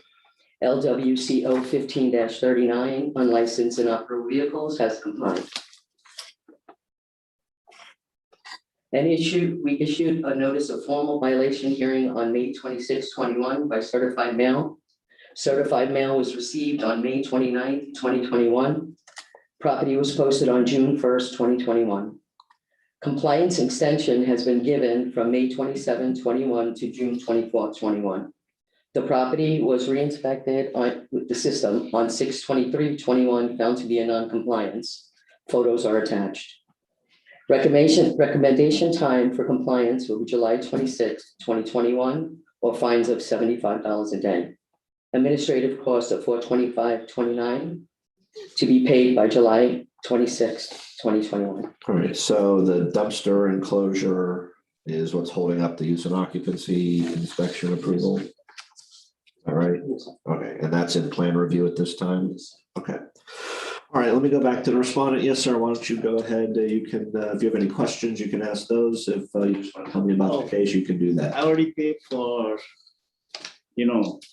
contractor to make dumpster enclosure. So he's in the processing. And that's what the inspector testified to, that it is in plan review right now, so. Now, other thing I want to know, why do I need the dumpster enclosure? I can put the big garbage can. So I don't need dumpster enclosure. I can bring the garbage can from inside out. I don't know, that may or may not be the case. Because there is some hotels, they have that big cans. So Okay, it looks like Ms. Robinson wants to chime in on that one. Yolanda Robinson, City of Lake Worth Beach. You have a dumpster there, correct? yes, You need an enclosure for the dumpster. right. Should you choose to use a different option, if it's allowed, you have to go through public services to request. I asked them and they said on commercial property, they don't do it, but I seen other hotel, they have. Okay, so therefore you need to complete the process for your dumpster enclosure application and get the enclosure, okay? If they deny you any other options, you have to get the enclosure, right?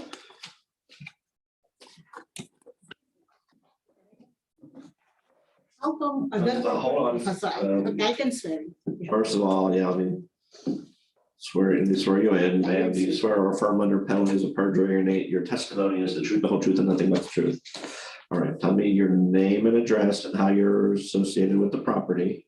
My name is Amisha Patel. My address is 1102 South Dixie Highway. I'm his wife. Okay, I'm the co-owner of. you're also the owner of the property. Yes, ma'am. I just like to know, she said, I have to make the dumpster enclosure. We don't mind to put it, but how come other property, they are not doing it? And how come us? Nice, Because after they inspect our property, down the blocks, 3 blocks, they inspect things, property, other hotel, they didn't give anything to them.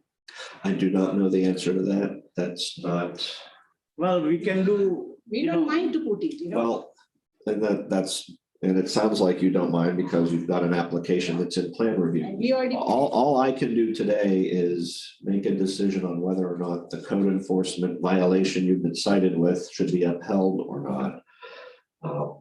What's happening with the property next door is not before me. I don't know the answer to that. Those are questions to that you can talk with city staff about outside of this hearing, but that's not information I have, and it's nothing that I am authorized to make a decision on.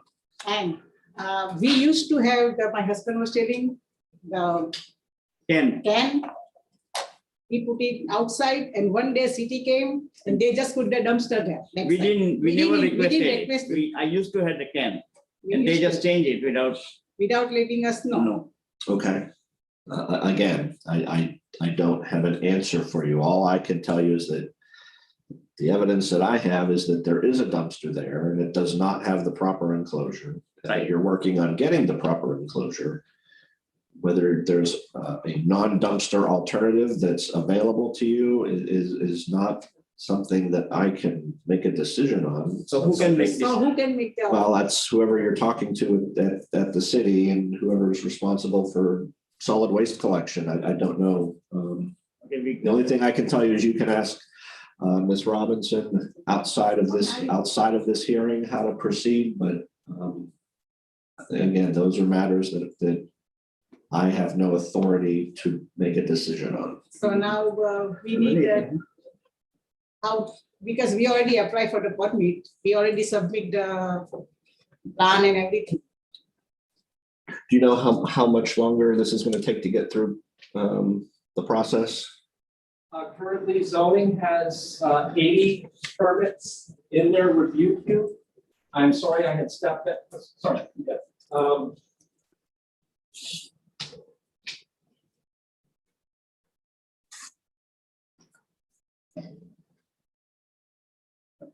Peter Ringel, Currently, zoning has about 80 permits in their review queue. It's taking between 3 and 4 weeks for zoning reviews.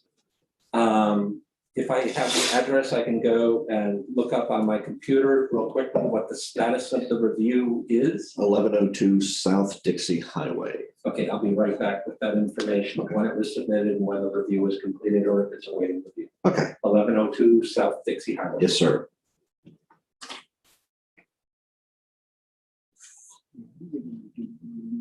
All right, while Mr. Engel's doing that, I do make, I will make a finding of proper notice. There is appropriate notice documentation in the file, and the respondents are present at today's hearing. Regardless of what Mr. Engel's going to tell me, I do find that the property has complied with City Code sections 15-39 and 2-75.6.2, but remains in violation of City Code sections 12-7 and 14-35. What I want to do now is make sure that my order gives you enough time to reasonably complete the process, and so that there are no additional code enforcement penalties that are assessed against you.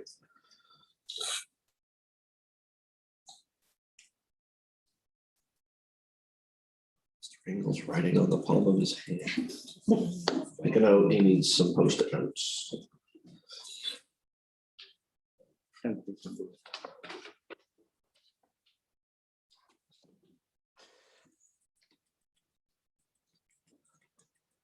In this digital world, it's hard to keep paper around. I guess. Okay, this permit was originally submitted on 4/26. It was reviewed on 5/14, or I should say resubmitted 5/14 and disapproved again on 6/14. So they have comments that do need to be addressed. Once the comments are addressed, they can resubmit to zoning, and right now zoning is about 3 weeks to 4 weeks for each review. All right. And then once the permit's issued, then the work has to be done. That is correct. So, okay. Anything else from the city on this case?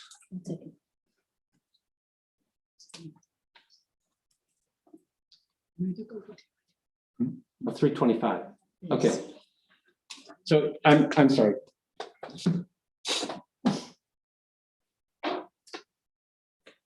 The permit was submitted 3/25 and it was reviewed 4/26. Okay. So I stand corrected. Thank you, Yolanda. Okay. Anything else from the city? No, sir. Anything else that you folks would like to tell me? Nothing else. Nothing, we just need the permit, so we can put it back. All right, well, I'm going to allow until, this is end of June. I'm going to allow until August 26th, which is 60 days to get this completed. That should give you enough time to deal with whatever the outstanding issues are with the permit, and then get the permit issued, and then get the work done. You're welcome to explore other options with the city, and Ms. Robinson seemed to indicate that if you were told you can't, that there are no other available options and you have to stick with the dumpster, then you have to go through the process. If again, that's not for me to say, I don't know, but you're welcome to continue to explore that with the city. But either way, I want compliance by August 26th. After that, I will assess daily fines of $75 per day until compliance is achieved. The city is also awarded its administrative costs of $425.29, which will also be due no later than August 26th. Fine. Okay. August 26th. So August 26th Yeah, it's about to get the permit or to work to get the permit and get the work done. That's 2 months. I will tell you what I've told other people. If you're getting close, if you're making good faith efforts to proceed, and then for reasons beyond your control, you're getting close to that deadline, ask the city for an opportunity to request more time. Yeah, because I don't think so. In 2 months, we've been trying to do on March. March 2nd, I gave him. That is my Yeah. order. That is my suggestion. So I think we need like you guys give other people 2 months for permit and rest of 2 months 90 for days 90 days for for the work. work done. I'll say it one last time. If you're getting close to my deadline and you need more time, ask the city for an opportunity to request an extension. Now, what about this $400? Sir. Because we've been trying and The city had to bring this case. They're entitled to their. the last thing. Sir, now I'm talking, okay? I didn't interrupt you. Okay, go ahead. You can extend me the same courtesy and not interrupt me. The law allows the city to collect its administrative costs for having to bring a code enforcement case like it had to do here. Those costs are $425.29. State law allows them to have that. I don't have a lot of leeway in denying them that, and I'm not going to deny them that. So they're awarded those costs, which are due no later than August 26th. If you have additional questions about that, again, you can speak to the city staff outside of this hearing. I've got about 100 other cases to do today, so I don't have time to continue to repeat myself. Okay, thank you very much. Thank you. Thank you. Next, we're going to go to page 5 of the agenda. This is actually items number 12 and item number 13, case number 20-2506. Property address is 111 South L Street. Property owner is Claudia Lopez, Officer Hicks. Item number 12 is to vacate an order that was entered last month because this case should have been rescheduled for this hearing. Okay. Mr. Hicks, were you in the room when I swear everybody? You go ahead and place you under oath. You swear or affirm under penalties of perjury your testimony today will be the truth, the whole truth, and nothing but the truth. I do. Thank you, sir. And good morning, ma'am. Were you sworn in as what? Yes. Okay, so you're already under oath from earlier. Why don't you go ahead and tell me your name and address? Claudia Lopez, 111 South L Street. Thank you, ma'am. I'm going to hear from Mr. Hicks, and then I'll come back and hear to you and hear from you after he's finished. Okay, thank you. Go ahead, Mr. Hicks. Okay, this is the order to vacate. The city has requested to vacate the order finding violation and assessing the claim of lien entered into May 27th of 2021. That is granted. I'll sign the appropriate order. Do you have it there? I'll get it. I'll vacate the order from the last case, which was agenda item 12. And then we're going to hear now agenda item 13. Case number 20-2506, property owner Claudia Lopez. Property location is 111 South L Street. Property was found to be in violation of code section 23.2-21, building permit 20-727. Building permit 20-727 has failed inspection since March 11th of 2020 because the proposed lot coverage exceeded the maximum allowance. The permit, What? Say that again. it exceeded the maximum allowance. Of lot coverage? Yes. The permit was submitted retroactively, approved the work, and completed without a permit. The options were, option A, revise the existing building permit to match the approved site plan from 2010. Option B, submit a minor site plan amendment required before permitting. To receive approval for the proposed site changes, please note that the amendment will not allow the site to remain as is. Additional landscaping and changes to the impermeable surface will be required. I remember this. This was the entire front yard was done with pavers. Yes. Okay, yeah, I remember this case. We issued a formal notice of violation by certified mail on 11/5 of 2020. It came back unclaimed. We posted the property on 3/29 of 2021, again on 4/13/2021, and 6/7 of 2021. Compliance extension was given from 4/29 of 2021 to 6/24 of 2021. Property was re-inspected on 6/23 of 2021 and found to be in non-compliance. Photographs have been taken of the violations. Staff did have personal contact through email with the property owner. The city's recommendation time is August 26th to bring the property into compliance, or fines of $100 per day, plus the administrative cost of $425.29 also to be paid by August 26th of 2021. So it looks like at this point, the pavers have been removed. They're removed and they're laying there.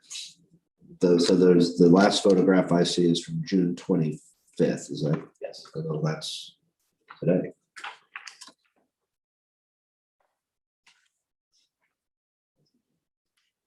That's actually tomorrow. Huh.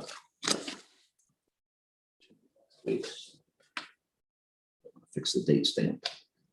But let me, so for the record, the photograph, there's a page with 9 photographs that span from March of this year to now. And the last photograph in the bottom right corner is a current, that's an accurate depiction of the condition of the property. Okay. Mr. Rangel's also in the office if there is any questions with the permitting. I know we have correspondence with the property owner as well. Unless you have anything you need to add right now, let me go ahead and hear from Ms. Lopez. Yes, ma'am, go ahead. Hello. I want to tell you that I am here because of the delays by the city employees, specifically the planners. I bought this property in March 2019. In March 2020, I was told that there was a violation. So I decided to go with the process. However, the process was delayed tremendously because of the poor review given to the project. For 5 months, I was asked, I submitted 3 proposals with the requirements that they asked, which was a 75% permeable area in the front and overall 65% permeability. 3 times it was rejected. At the end, when I asked for a copy of the signed site plan 2010, and then after that I submitted the exact match because the engineer I was working with, he couldn't comply with anything because we kept being rejected. So we submitted a plan with a 28% permeability, which was the original 2010 plan. That only meant to me that the plan was not even looked at. How is it possible that a planner was asking for a 65% permeability when the original plan had a 28% permeability? So that in there, we lost 5 months of time. After that point, they changed the requirement. Instead of my own drawings, they require an architect. So I retain an architect. We're talking about from March to August. By the end of October, I already had the architect retained, which was difficult to find because it's a small project.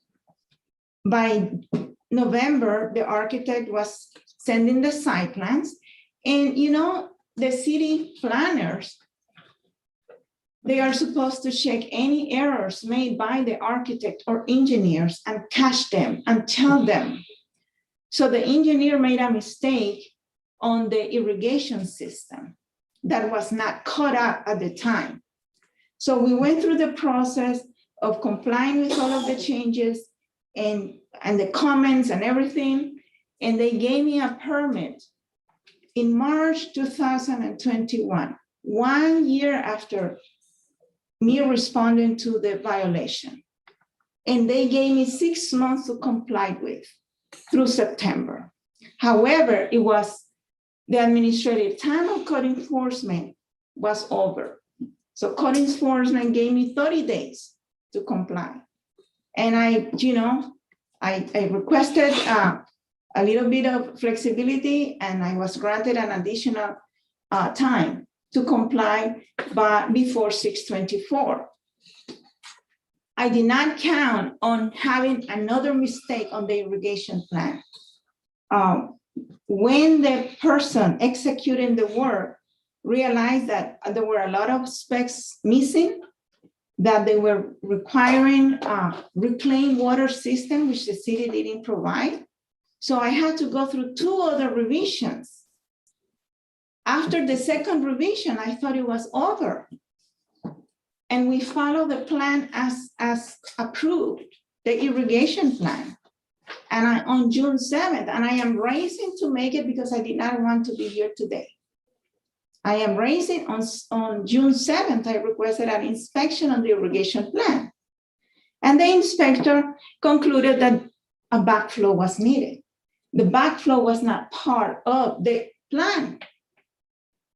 And now the new requirement has been completed as of yesterday. And this morning, I had to hire a plumber. This morning I called for an inspection. I don't know if the inspector is gonna go. But this is outside the process of revision. This is somebody going to the property, oh, you're missing something, but it's not approved. And the new imposition was done outside the revision process and outside the approval process. And I just would like to just be done with this. This is not my fault. This has been delayed by the city, delayed after delayed in every step of the process. And I wanted to get this done, in less than 6 months. And I am here more than 12 months later, unable to meet my deadline, because once you have a new requirement, you have to go and look for the proper material, look for the proper person to install it, etc. So I would like to have the penalty of $425 waived today, because I shouldn't be here. I shouldn't be here.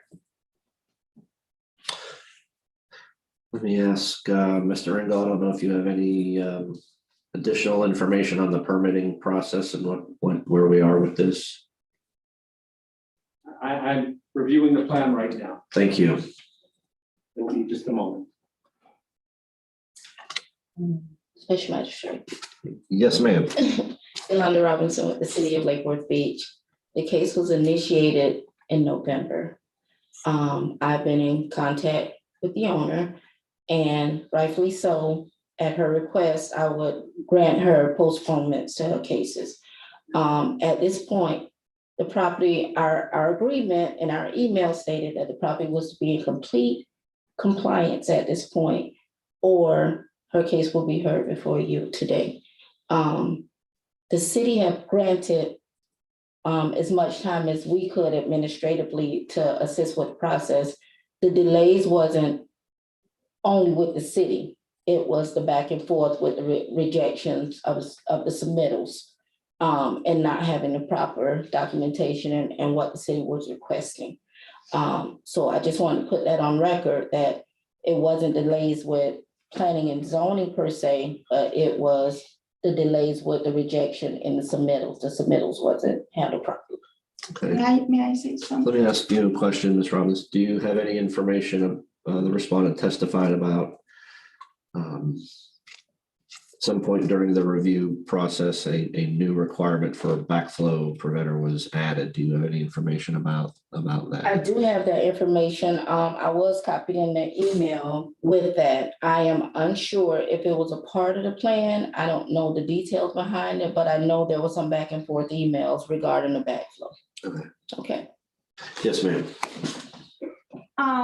Yes, the main delay was because of the back and forth of the review, but the rejection was due to two contradictory directions. You do 65%, but the plan says 28%, and it's not matched the same. So I couldn't do that. And the other detail is that you still see the pavers not completed, because the irrigation system has to be approved first. So both the drainage system and irrigation system have been completed. Until they approve, we start closing. That's the way it goes. And my foreman will not start paving until the irrigation system is approved. So we have this delay. On the 7th of June, I asked for the inspection, and this should be done by now.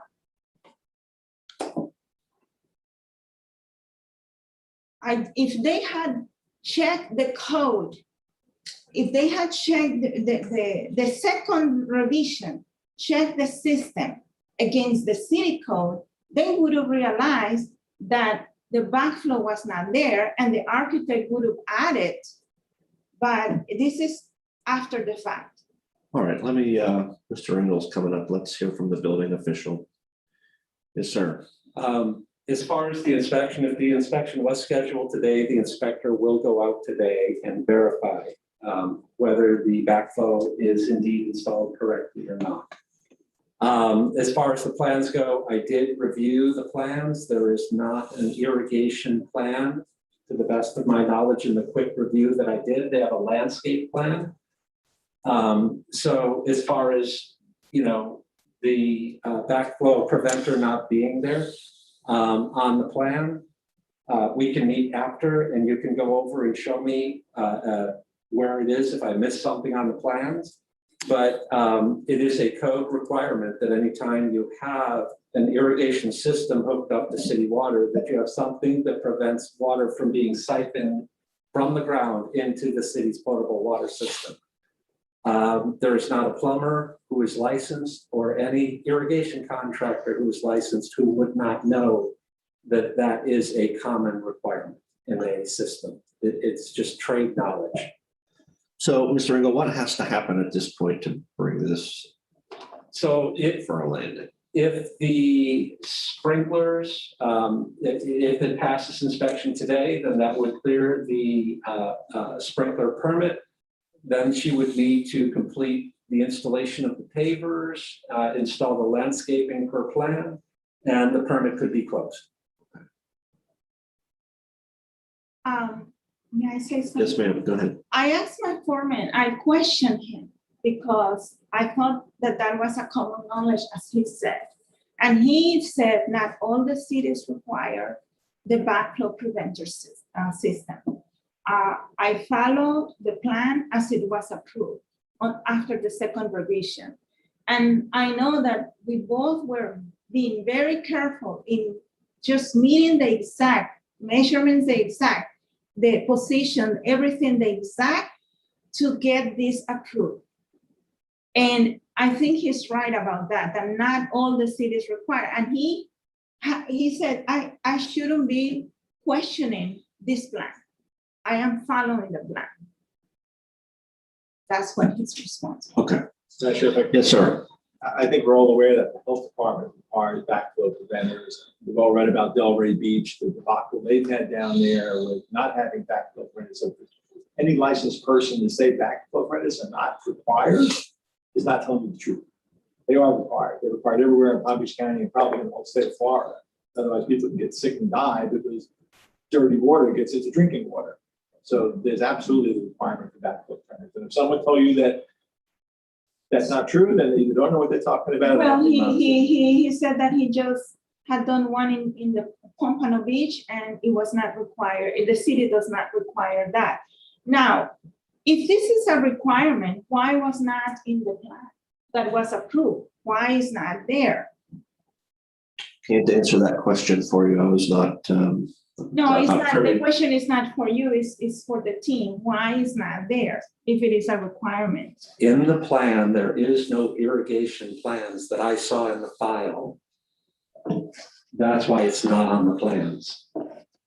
And who submits? Sir, I am Did your contractor submit an irrigation plan? the architect has, the plan has the landscape, the irrigation, the side work, and the dry well, the drainage system. So the 4 ingredients of the plan are there.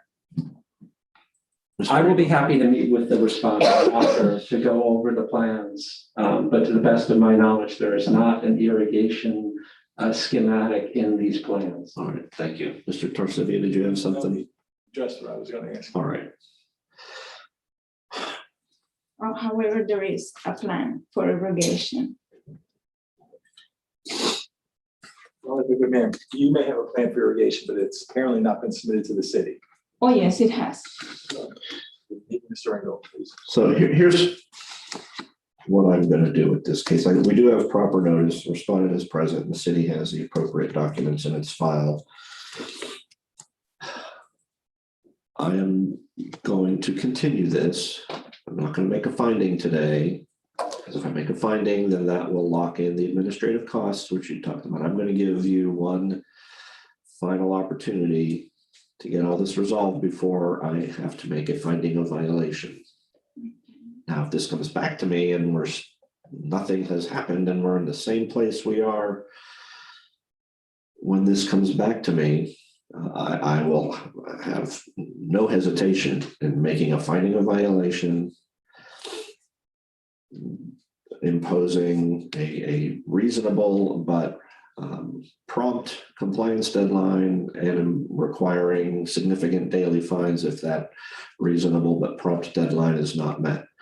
However, today I'm going to give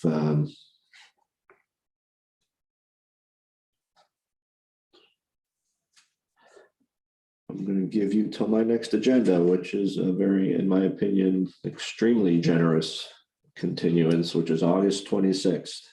Thank you very much. I just want to let you know that the expected time of finalizing the project is by end of next week. We are just waiting for the irrigation approval. Well, then maybe you won't have to see me again. I hope so. Again, please take me at my word. If we're back and this isn't resolved, I will have no hesitation in doing what I just said I will do. So I've been wanting to conclude this project for the longest. and I believe you. I believe you. I heard that in stressed. your voice and I believe you, which is why I'm giving you the additional time. And then you notice I'm not looking over on the city side because I know that they're all shooting daggers at me right now, but that's okay. That is what I'm going to do with this case. I'm going to roll this out one more time, but please have it done. Okay, thank you. Thank you. Thank you. Am I? All done. Yep. Thank you.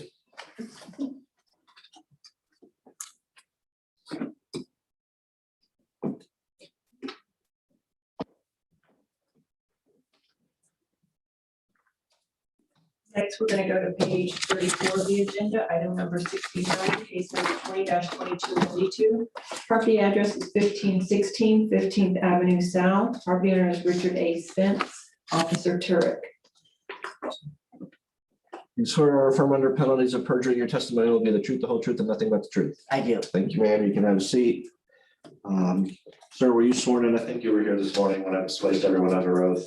You've been here all morning, so you're aware of how we're going to do this. So just sit tight, and I'll be back to hear from you in just a moment after Ms. Turek is finished. Hello, Turek for the city of Lake Worth Beach, case number 20-2292. The owner is Richard Spence. The address is 1516 15th Avenue South. The property location is the same. The property was found to be in violations of 12-17, accumulation of the storage and accumulation of the garbage cans. I have complied that violation. The other violation is the Lake Worth City 23.2.20-21 for the building permit. The building permit for his carport was cited to please apply, obtain, final, and close the permit for the carport awning by contacting the building department. He also had two other violations which are on the agenda that have been closed, complied, 23-4.10 and 23.4-11. Now, I wanted to bring to your attention that in the packet there in my file, I printed the permit that he did put into plan review on 6/8/21. So that was just a few weeks ago. He has also sent me a certified letter. That document is also in there, requesting this case be dismissed. There are emails stating back and forth, also telling him why I couldn't just dismiss the case, because the city requires the permit to be in the closed status when he's finished with the work. I issued the courtesy notice on 10/1/2020, and I have re-inspected the property several times over the last 4 or 5 months. I sent the formal notice of violation on 2/19/21. Certified mail was received 3/10/21, posted property 3/11/21. Re-inspected the property 4/5 and again 6/21/21. Photographs have been taken of the carport area. Basically, I was gonna allow him another 3 months to finish his work till 9/27/21, or a fine of $75 per day. Also to have the admin of 4/25/29 to be paid by on or before 9/27/21. Thank you.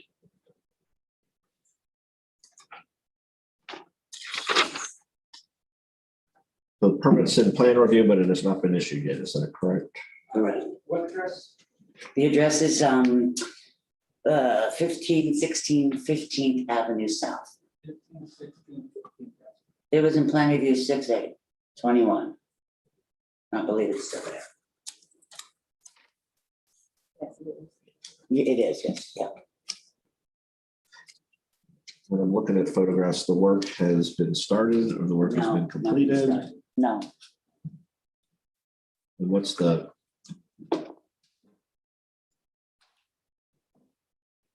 We're not talking about work without a permit. What's the violation? it's to repair or replace the awning because it was dilapidated. It looks like it was about ready to fall down. But if you cited 23.2-21. To apply, obtain, close, and final the permit, a permit for the repair of the awning. And he has chosen to add an addition, a 2-story addition along with that, which is fine.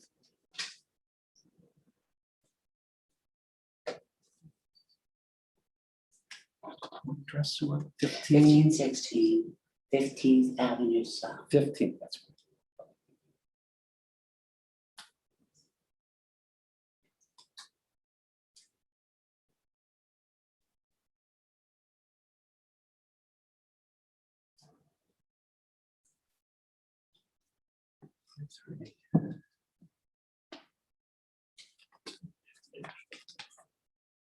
Twenty-three dot 2-20. Building permit.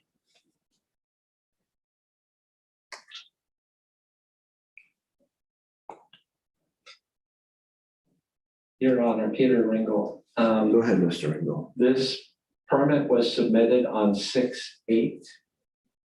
It includes a residential addition and it is currently in zoning for review. Okay. So it hasn't been looked at for a first time. All right, thank you.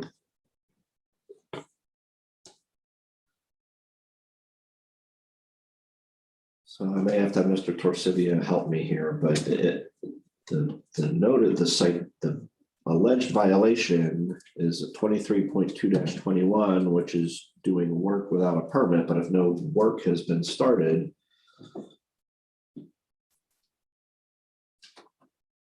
2320. That's not just work without a permit. No, it's not. No person shall construct, enlarge, alter, repair, move, demolish, or change the occupancy of the building. Or convert or replace any systems regulated by the building code or cause any work to be done without first making application to the building official and obtaining the required permit for work in conformance with the current edition of the building code. All permits shall be in conformity with the LDRs. That's the code section that was cited. And if the violation is that the structure is in need of repair, I think that's a different code section. So I'm not sure how to proceed with it. Typically, the code section that was cited is when people start doing work and didn't get a permit. The testimony is that no work has been started, but work needs to be done to bring the structure into conformance with minimum property standards, and a permit is required, but a permit's been applied for, but work hasn't started yet. The system. Do you understand, Mr. Torsini? I am at the same dilemma that you do. I don't have the code in front of me, but police officer, isn't there a different code section that should have been cited for the dangerous condition? You said the awning looked like it was ready to fall down. And I will say, I'm looking at the photographs that are in the file, and it does appear to me that I could see that there are some issues with the carport. But I mean, it sounds like Mr. Spence is applying for a permit to fix those. Well, thank you, Your Honor. I have not done anything because it's my intent to do renovation for the entire carport. I'm looking to put a 2-car garage as well as a bedroom on the upstairs. So that's why I have not done any work. All right. All right, thank you, sir. Defer to Ms. Robinson. Yolanda Robinson with the city of Lake Worth Beach. We have one code section for the permitting.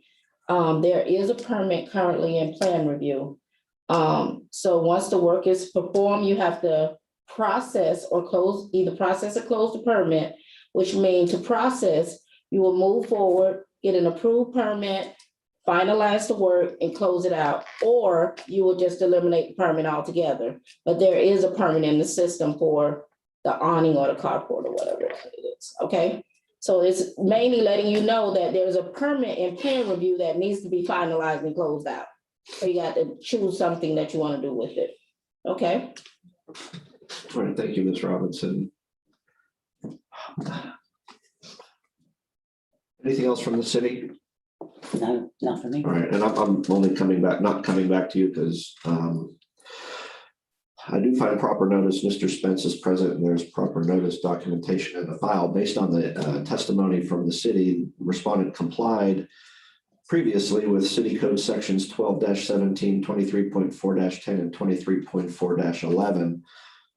In terms of 23.2-21, I'm not going to make a finding of violation because I don't find that any work has been done without a permit. And I think that the section that was cited would has to do with someone doing work that requires a permit without getting the permit. Ms. Robinson testified there is a permit that's been applied for, it's in review, so I don't find that the respondent is in violation at this time.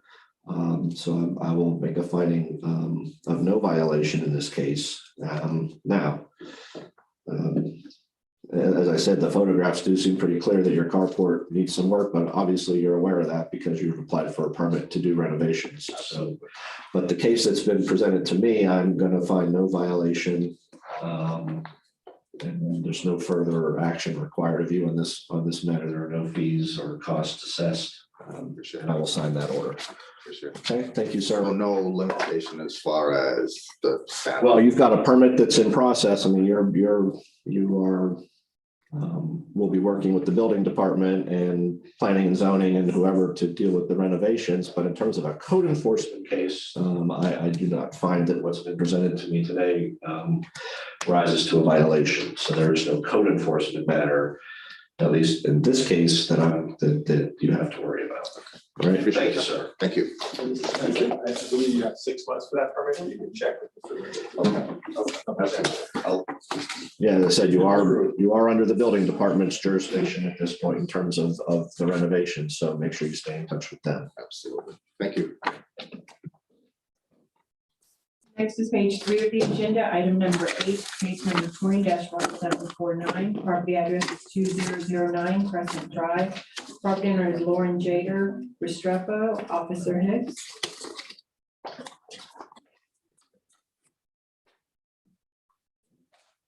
Tell me again, which is it 8? Yes, sir. Page 3, item number 8. Got it.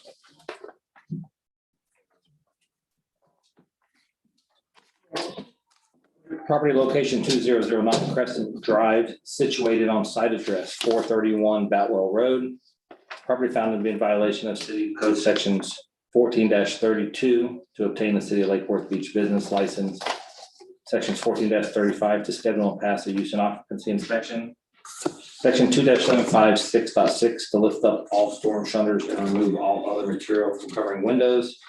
Section 12-18, remove all trash and debris from property.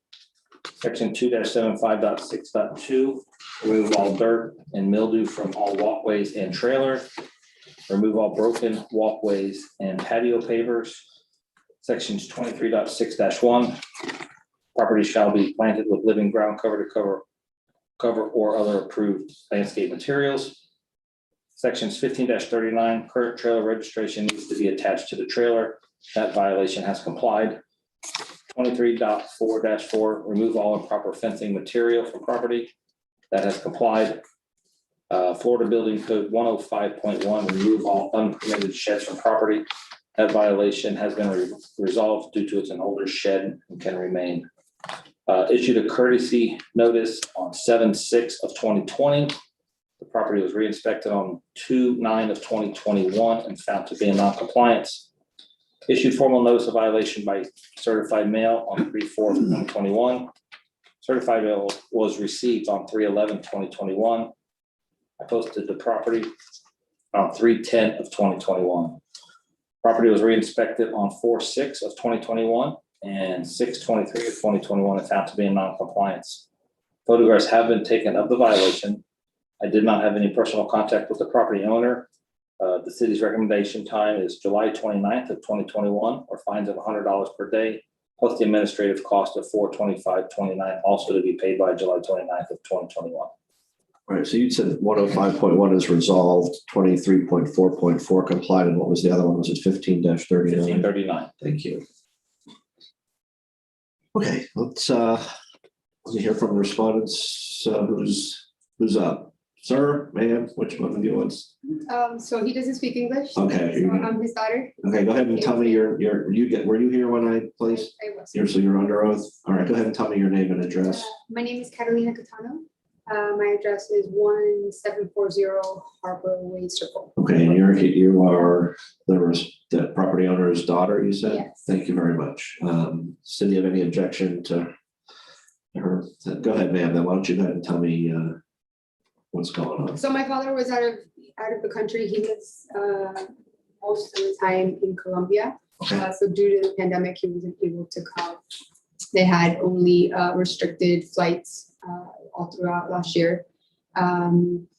He just flew in about a couple days ago, as a matter of fact. Okay. So now I'm here just trying to help him through this and all the things that he needs to get taken care of. All right. So he was telling me that the shutter stuff that he put up were for protective for the hurricane, because there was no layers of protection, so they were put up for that. ¿Qué es otra cosa que tú quieres que diga? Del huracán. Así que hace más o menos, yo llevo más o menos viviendo en el 24 años y que estando de que los huracanes me vayan a tumbar el mundo, cerramos el porche. Okay. So I was just going to rephrase what he said. It says he's been living there for 23 years and he put up those shutters to protect it from hurricane. Y fue un éxito porque hasta ahora no me ha hecho daño. Okay. Porque anteriormente me había hecho daño. And he said it was a success because before there will always be damage, and due to hurricanes, and since he put that up, there hasn't been. No le comenten, no se necesita comentar eso, eso no tiene nada que ver con usted. Ya le conté. Sí. Debido a eso, Ya les estoy dije. en disponibilidad para hablar en todo esto. Les agradezco mucho por tener en cuenta de que yo voy a realizar todo el plan. He says that he wants to say thank you for giving him the time that he wasn't able to come earlier, but that he's here to comply with whatever needs to be taken care of. So anyone correct me if I'm wrong, the problem with putting the shutters up all the time when there's not a storm threatening is that you violate fire safety codes in terms of every room has to have two ways to get out of it. There's the door, and then the secondary exit is usually the window. So when you shutter that all the time, you violate that codes, that safety code.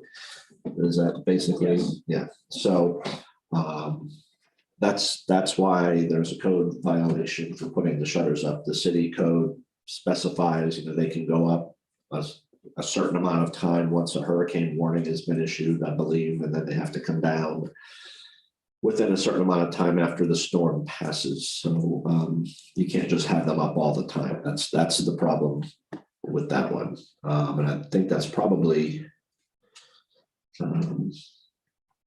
what else? There were some landscaping issues and some trash and debris. Yes. As of, sorry. No, go ahead. As of the 23rd, there was still trash and debris out. You have there's a sink sitting outside next to the shed. That will be removed. I told him about that today. Yes. The ground cover, there's no grass. It's all dirt. There is Okay. some plants and some hedges, but there's no dirt. Okay, so should it be grass? Can it also be like mulch or anything like That's that? at 50% living ground cover. Now there, like I said, there's hedges and trees. Uh-huh. So sod, or if they want to plant more trees or hedges or. Okay, Ya le quedo, dispongo de fotos en la cual le moví junto. pero ellos fueron ayer a ver todo. Just- Yes, Mr. Hicks, is there a permit required to lay down Sod. and stuff? Okay, so. Okay, so it's either sod, grass, or flowers, or anything. Plants, yes. Oh, he'll be happy doing that. Sobre, ya le yo siempre dispongo de mantener el movijón siempre bonito con plantas, flores. Y eso es lo que están y- diciendo, que se necesita poner o grama o Ah, flores o matas o algo ahí que que por no, el no motivo puede de ser. la pandemia yo no he podido hacer esa cuestión por la muerte de los hermanos, porque en este momento estoy con un hermano que está a punto de fallecer también. Okay. Pues, y que yo He siempre would like for me to share that, and a big reason why it's also taken him so long to do this, that he normally is always up to keep with the mobile home because of the pandemic, and he's also has a couple of siblings that have passed away, and there's actually one in the hospital currently. So he has to leave him in the hospital to come here. All right, He wanted me to share. thank you. What is the, Mr. Hicks, what is the business license and certificate and use and occupancy He certificate? has a renter inside the trailer. Okay, So he's renting the trailer. okay. So there has to be a business license. Yes.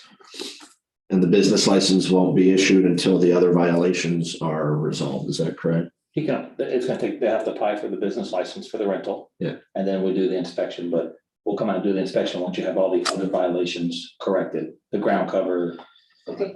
And the inspection is to check, go inside the trailer, We're not going inside right now, inside the residence. but for the business license.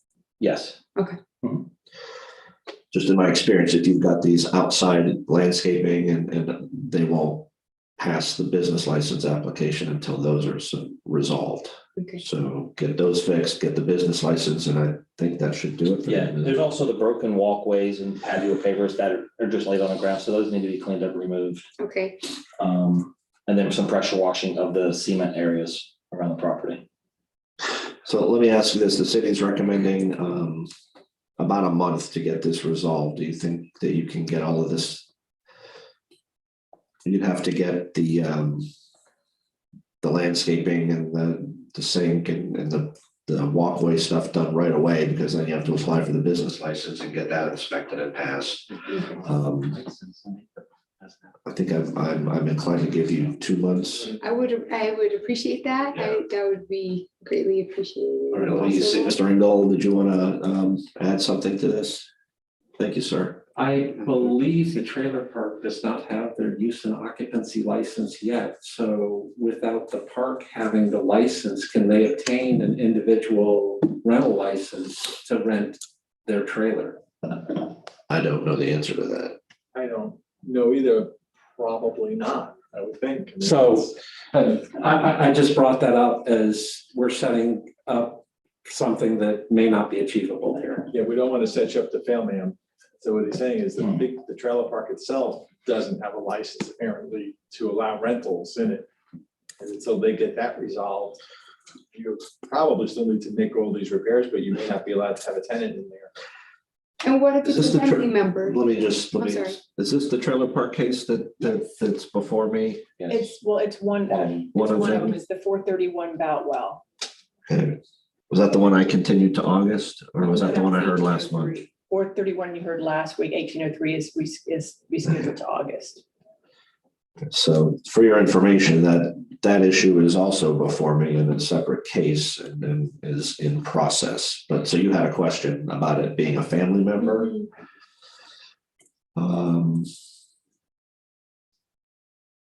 I don't know if that in and of itself makes a difference. So I don't know if the difference is charging rent. I'd look to the city attorney on I that. think the difference is charging rent. I mean, if, you know, you're, for example, a family member, if you were living there, I would assume that would be okay. But once you start charging rent, it becomes a business. Okay. Okay, so with that information, I guess all I would tell you is govern yourself accordingly on how to proceed. I think I would still give you the 2 months to comply, and compliance may mean you resolve the business license and use and occupancy certificate by eliminating the tenant issue one way or the other. It sounds like there are multiple ways to do that. And again, I would urge you to stay in touch with city code enforcement Would that- on that issue and keep them apprised of what decisions you make. And then also they'll need to come out and inspect on the, landscaping and the other exterior issues. So that's, I think, August 23rd would be 60 days. Okay, so August 23rd, that's a Monday, so. Yes. So August 23rd will be the compliance deadline. After that, there will be $100 per day fines assessed, so you need to make sure you get that wrapped up. I mean, from what I'm hearing, the things you have to do, there should be plenty of time to do that. I do award the city's administrative costs of $425.29 for bringing the case. That will be also due and payable by August 23rd. Will we get a, You'll get a written order that spells all this out and explains it all. okay, All right. it'll come in the mail and then also like a receipt for what we have to pay? When you pay that, yeah, I assume you'll get a receipt. And again, if you have any questions about any of that, stay in touch with Mr. Hicks and he'll be able to help you. Excellent. Okay, thank you, folks. Thank you. Next, we're going to go to page 7, item number 18, case number 21-448. Property address is 426 Evergreen Drive. Property owner is Juliana Flores. Officer Hicks. Property location 426 Evergreen Drive, situated on site address 431 Boutwell Road. Property found to be in violation of city code sections, Florida Building Code 105.1 to remove all unpermitted metal shed, electric and cement slab for the shed. 12-17, remove all garbage cans from public view. Sections 12-18, remove all trash and debris from property. Sections 15-39, current registration needs to be attached to trailer. Section 2-75.6.2, trailer numbers must be attached to trailer. Repair or replace any missing or damaged skirting. Handrails on porch need to be attached to the entry steps. Remove washer and dryer and unpermitted electric and shed. Remove all mildew from trailer. Issued courtesy notice of the violation on 2/17/2021. Re-inspected the property on 3/17/2021 and found to be in non-compliance. Issued formal notice of violation hearing by certified mail on 4/28/2021. Certified mail was received on 5/1/2021. I also posted the property on 4/29/2021. Property was re-inspected on 6/2/2021 and 6/23/2021. Photographs have been taken to show the violations. I did have personal contact with the owner's son. The city's recommendation time is July 29/2021 for fines of $100 per day, plus the administrative cost of $425.29 to be paid by July 29/2021.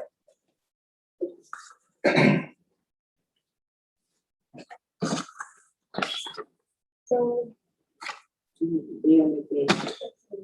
she asked if I can translate, if that's possible. What's, you just translating as a Good That- Samaritan, you're not. Good Samaritan. Let me ask the city if you have any objection to that. As a good Well, you Samaritan. did such a good job on the last one. You know, anything I can do to help. No, No, it's fine, no.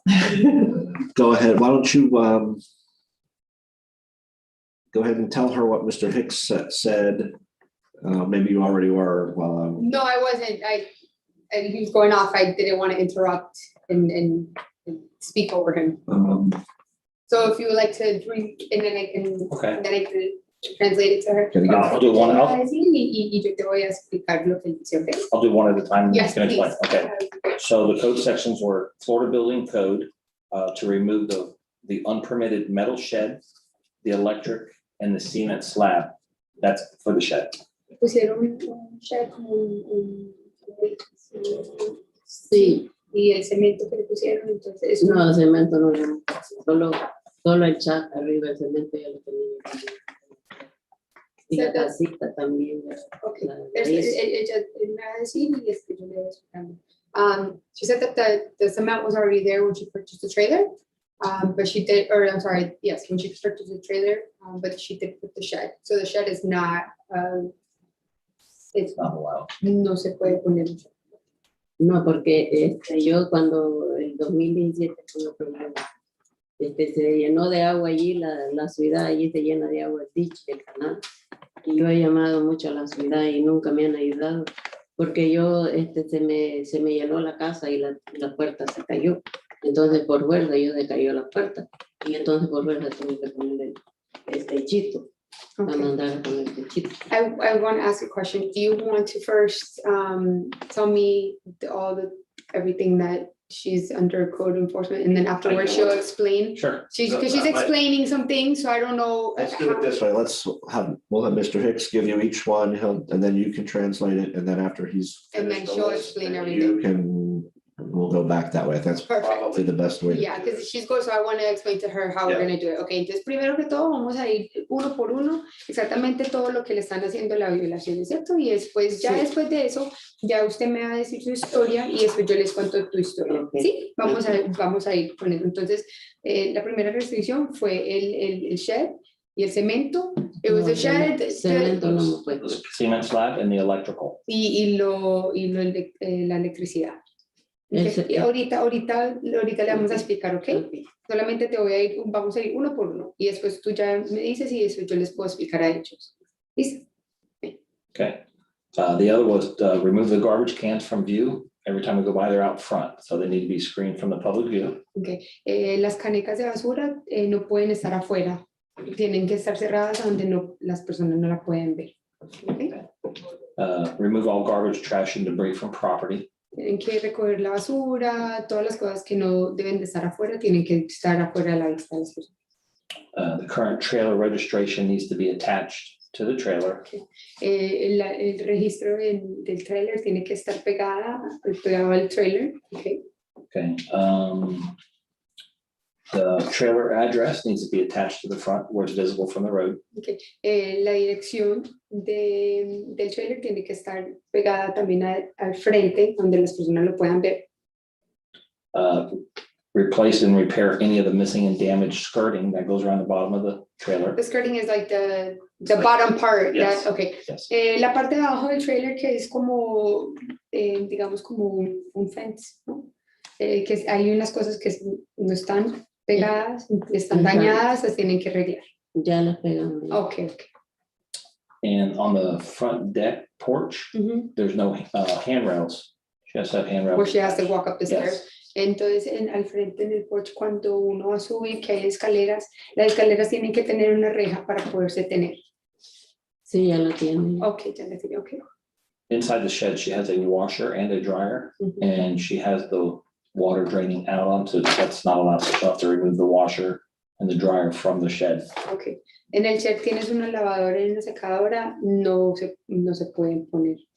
Sí, porque el problema yo los iba a quitar, pero yo he salido del país, 2 meses ahí estaba fuera. Ahorita les explicamos, ¿ok? And then remove all the dirt and mildew from the trailer by pressure washing her. Y tienen que hacer una limpieza con el pressure washer porque hay mucha maleza. Cuando se pone muy sucio, que se pone verde y casi y lo hermoso que las personas se pueden caer, entonces tienen que hacer una limpieza profunda del trailer y del piso. That's it. Okay. So now you want her to explain all of the things for. Yeah, those are the things that need to be Okay. fixed. So I guess what I'd like to hear is Her story and. if she has anything to say about any of them, how long she thinks it'll take her to fix them. Perfect. Ok, ya me puedes explicar todo lo que me querías decir para yo decirles a ellos poco a poco para yo poder Sí, decirles. ¿Ok? mi problema fue, yo compré la trailer allí y hay un lago enfrente. She said that she purchased a trailer and there's a lake. Se llena de agua. Or a lake or a dam or something that fills up with water every time it rains. Y nosotros arreglamos la trailer por dentro. That they fix the trailer Y la inside. puerta se tumbó cuando en el 2017. Se tumbó por el agua. Por el agua. Okay. Entonces yo mandé del techito. Mi error fue no pedir permiso. Okay, so that the wall had, or the door had fallen out. So then she put, they got a little like, I guess, ceiling covering. But she said that her error was not to get a permit. Y allí en la ciudad vino una compañía, me puso esa casita, porque allí estaba cuando yo compré la trailer, estaba una que no estaba adecuada, era de madera. Y la ciudad hicieron ese cemento. La ciudad.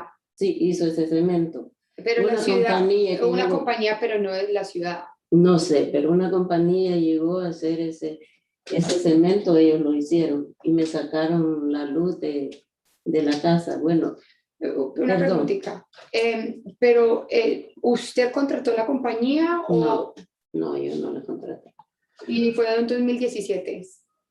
Sí, en 2017. She said in 2017 a company Como el came. 2017, no, el 2016, no, el 2017 al 2018 estaban haciendo ellos ese proyecto allí, limpiando como el canal o pusieron el cemento allí. Okay, so that in 2017, 2018, there's a company that came and they were cleaning out the canal and that they put the cement there.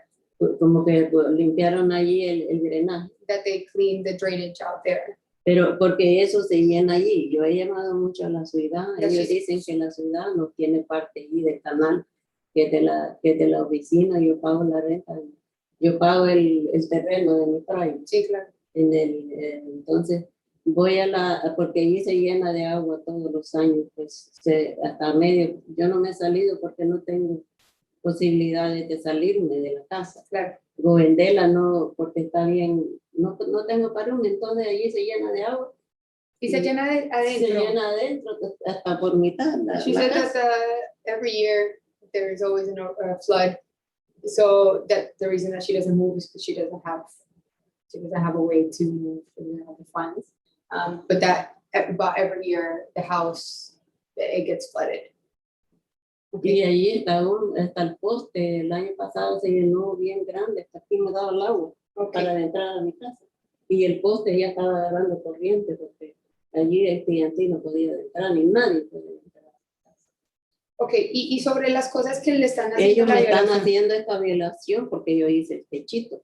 Y por eso No, el techito no están hablando del techo, sino del shed, de la casita que está fuera de la casa. Sí, por eso está esa violación de ellos, pero yo siempre mantengo. Bueno, ayer yo pagué a una persona que limpiara, porque yo ayer iba a venir.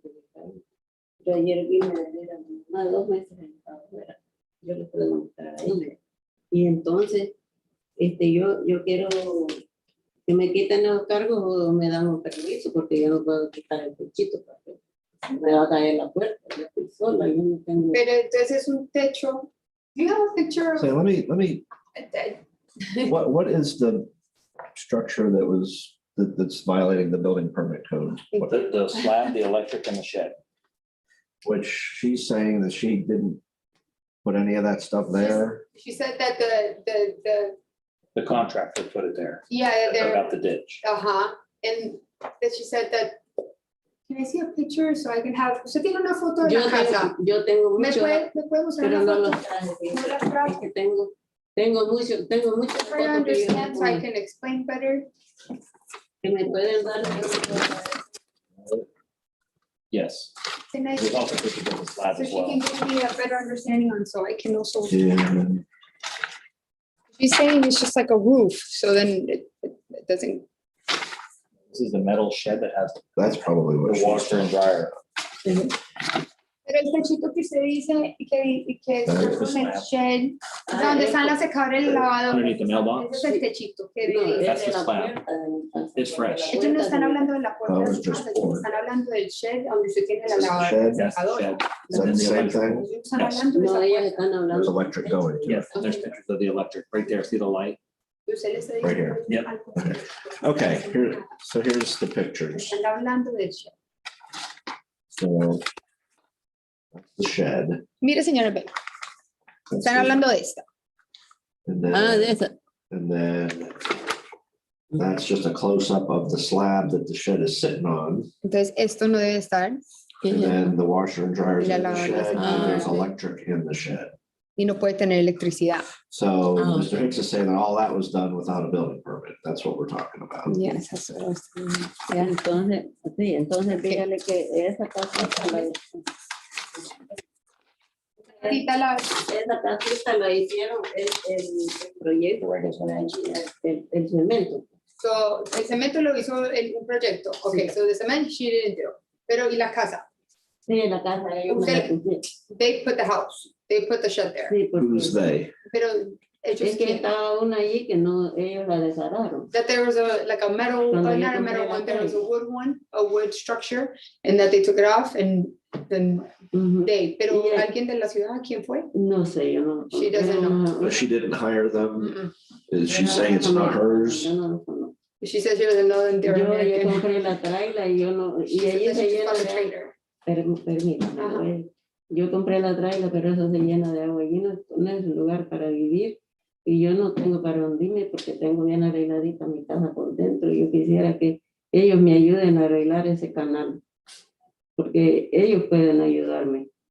Y yo pago allí el parqueo. Yo voy a la oficina de parqueo, dicen que ellos tienen que arreglar el canal. Porque eso se llena mucho de agua. O me dan un permiso para hacer una cerquita así de cemento para que no se me llene la casa. She's asking for help.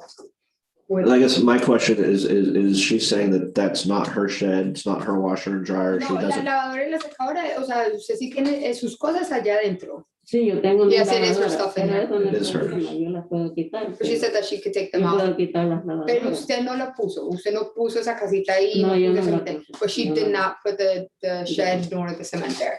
Okay, But it is her stuff, and if she needs to remove it, she will. okay. Mr. Engel?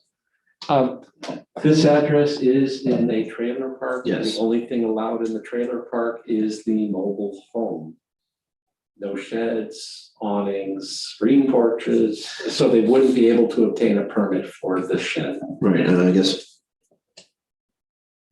what I'm hearing is that the respondent who's here doesn't know anything about the shed, didn't put up the shed, didn't hire anyone to put up the shed, she put her washer and dryer in it, I guess, but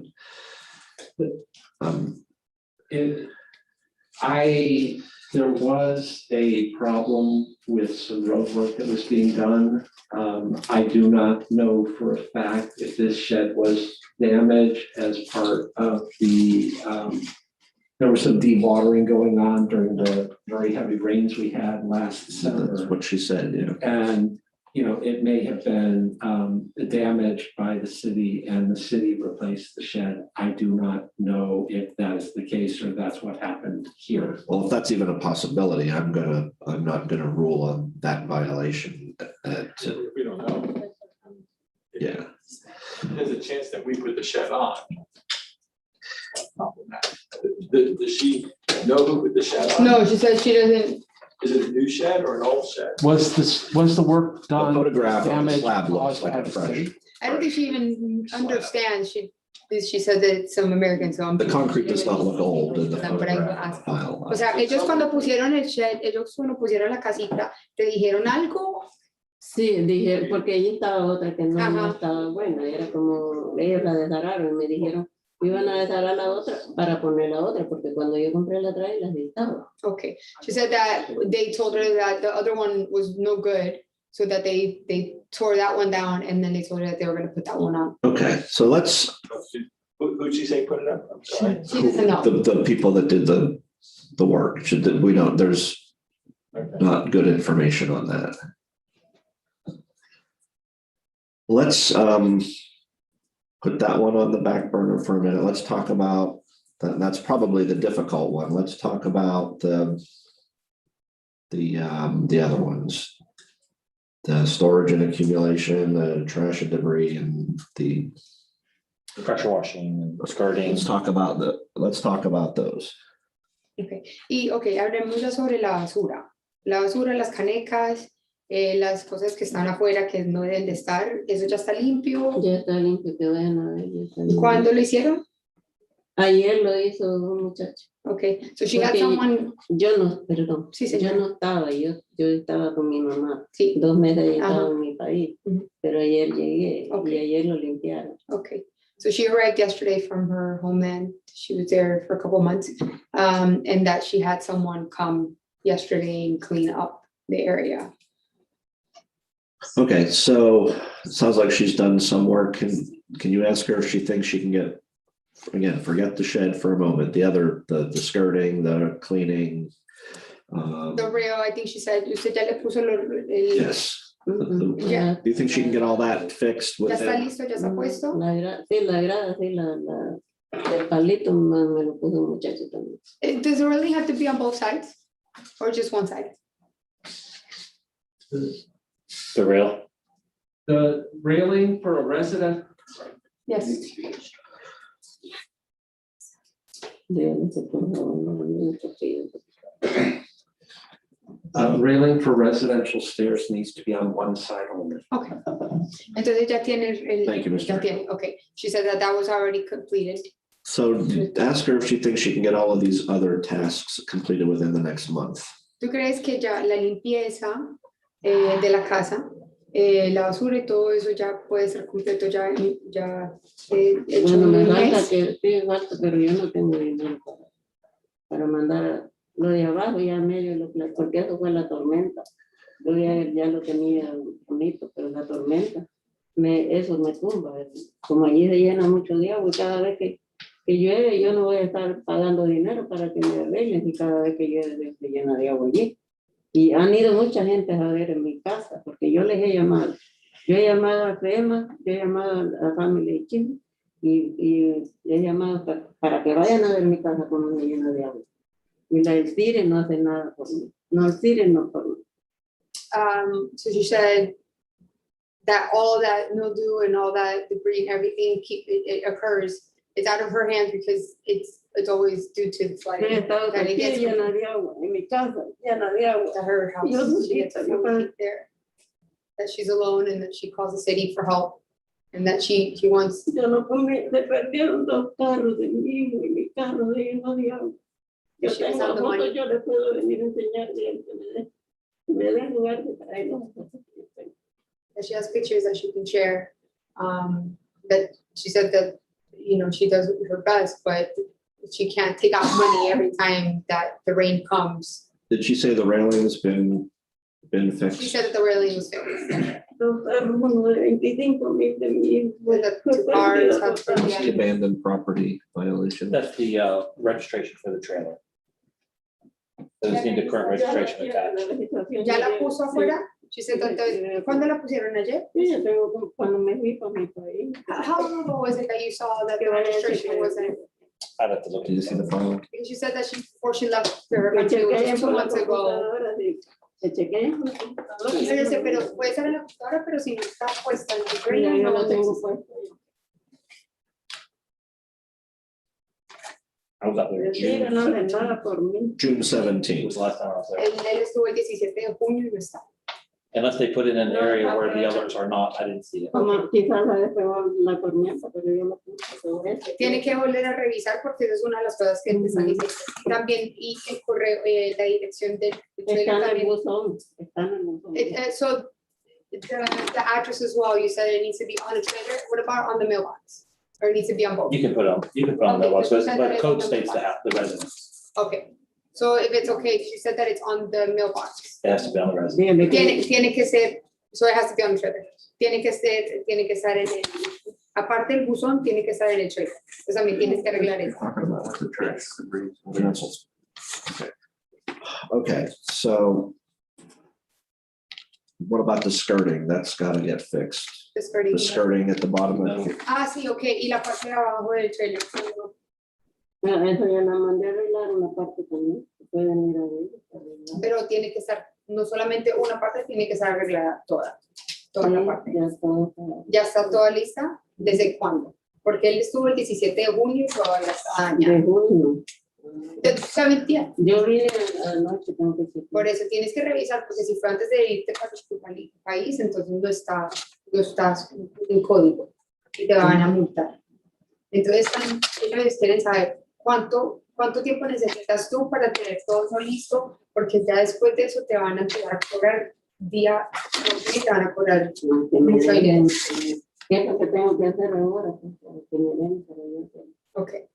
En la parte de abajo. La parte de abajo, el registro, la dirección que tiene que estar pegada. No, el registro yo lo pegué. Y tiene que ser con nosotros, tampoco. Okay. So, to get fixed, the awning at the bottom, correct? The registration and the address. Am I missing something else? So, I understand that when I was asking about the trash and debris, she was saying it was because of flooding, but really what we're talking about, there's piles of bricks, there's a sink, there's, Can you show her the sheet just in yeah, case she doesn't understand that? maybe. So here's what we're talking about. Right, like those pictures there. Por ejemplo, todo eso se tiene que ir. ¿Ya quitaron todo eso? ¿Ya lo limpiaron? Over by the shed. No, eso no es mi casa. Eso está al lado del shed, al lado de la casita. Ah, la lavadora. Eso sí ya lo limpiamos todo. ¿Eso ya lo limpiaron todo? Sí. Ok. And then, So that they clean that.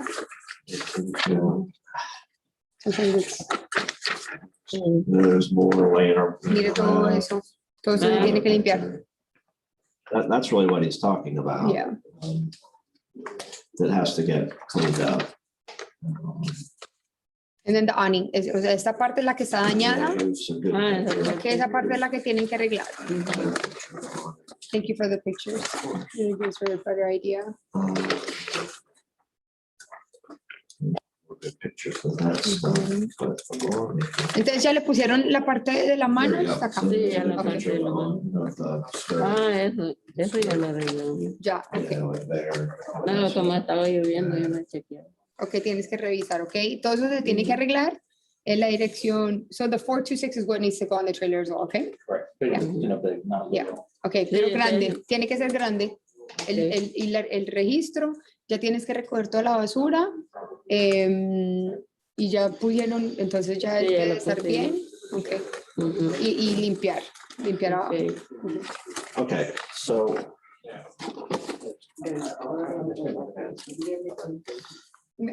So here's what I'm gonna do in this case. There's a question about really the big violation is the slab and the shed. And based on the testimony that I've heard, that needs to be investigated by the city a little. So I'm gonna put this on my August agenda. I'm gonna continue the whole thing, and let's get a resolution on the shed and the slab, one way or the other. If it's her responsibility, then so be it. But if it's not, then let's take care of that. In those next 2 months, please get all these other things taken care of. So I don't have to find a violation, but if they're still outstanding, then I may have to find the properties in violation, and then I have to assess costs. But I'm going to give you those 2 months to get all of this fixed. Te van a dar 2 meses para que. So continue this to the August agenda. Ahora de parte que yo quiero preguntar, quiero que me arreglen ahí para que no se llene tanto de agua. Okay, now, a question. She wants to find out, who does she need to go through to be able to get maybe a permit to put like a cement wall or something to help with the water? Not sure that that's even allowed. Yeah, But you can speak to Mr. Engel and his department about those questions, and they can tell you whether it's allowed or not, and if it is, what they have to do. Or what can be Or done, what can be done. because Yeah. it's an ongoing issue that she Yeah. goes through. So tell her that this is, we're gonna not make any ruling today, but this will be back on August 26th. Tienes que volver. She needs to be back. So have her fix everything so that it doesn't have to come back. Yeah, if she fixes everything and Mr. Hicks goes out and looks at it and signs off on it, then no, she doesn't have to come back. And then during that period of time, the city's going to investigate the issue with the shed. Okay. Ellos van a averiguar todo. Le voy a preguntar a él, él es la persona que está encargada como, pero de verdad no creen que no creen que puedan hacer un muro o algo. Tienes que tener todo listo para el 26 de junio, perdón, agosto. Si no está, entonces vas a Thank you, tener que Mr. volver y te Engel. van a Appreciate your empezar a help. cobrar. Permítanme. Ahora yo quiero arreglar bien mi casa por fuera, pero esa agua me la destruye.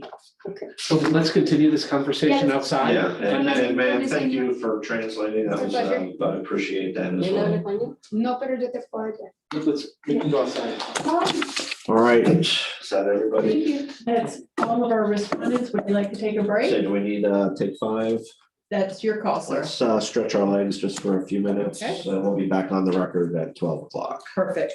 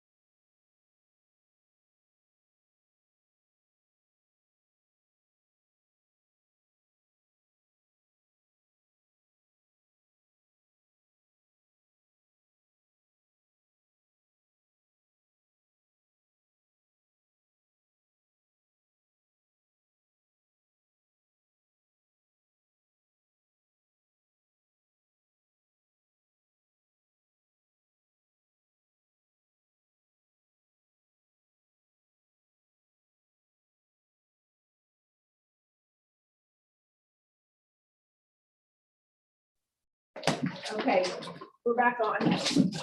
All right, let's go back on the record. It's just after 12 o'clock. And, Okay. you got me for 3 hours.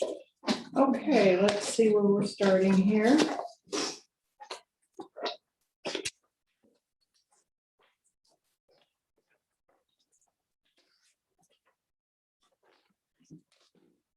Okay, we are starting on page 23, item number 50, case number 21-912.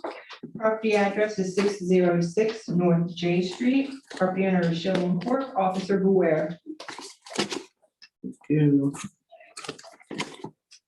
Case number is 21-912. The owner's name is Shilling Court, the address at 828 East Hillsborough Boulevard, Deerfield, Florida, 33441. The property location is 606 North J Street. This was a complaint. The case was initiated on 4/15/21. Existing violations: 12-17 storage accumulation, 12-18 areas free of garbage and trash, 14-32 business license, 14-35 use not to be inspection, 2-75 6.2 general requirements, 2-75 6.6 fire safety requirements, 23.4-19 outdoor storage, 23.6-1 landscape regulations. Violation complied or resolved. 15-39 abandoned property. The owner was issued a formal notice on 4/27/21. The certified mail was received on 4/30/21. The property was posted on 4/28/21. I had contact with the owner. There's photographs of the property. The last reinspection was on 6/21/21. The city recommendation time is 8/24/21, a fine of $100 per day with administration cost of 4/25/29 to be paid by 8/24/21. I think you will find proper notice, even though the respondent is not present with the certified mail and the posting. Based on the testimony and the evidence, I will find the property remains in violation as cited, except for City Code Section 15-39, which has complied. I'll accept the city's recommendation, allow 60 days until August 24th, 2021 to comply the outstanding violations. Thereafter, daily fines of $100 per day will be assessed until compliance is achieved. The city is awarded administrative costs of $425.29, also payable by August 24th.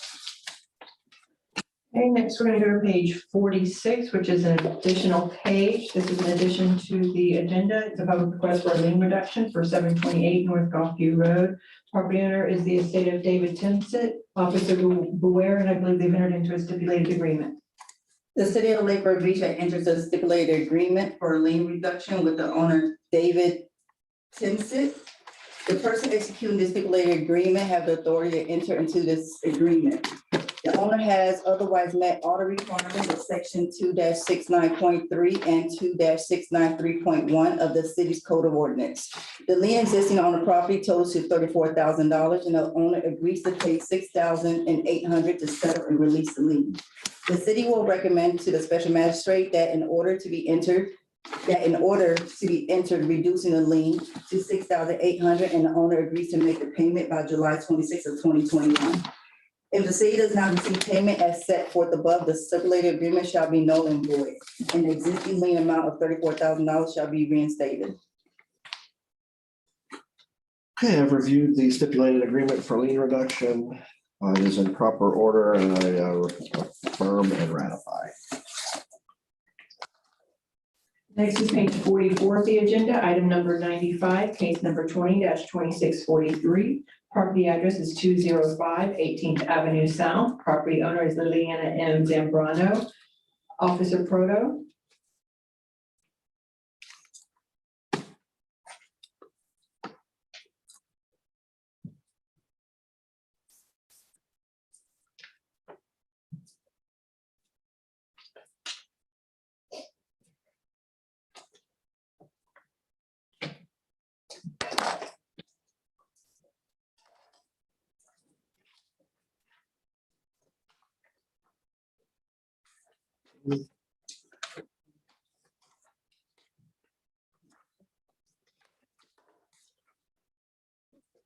Court Officer Proto for the city of Lake Worth Beach. Owner name and address is read into the record. Property location 205 18th Avenue South.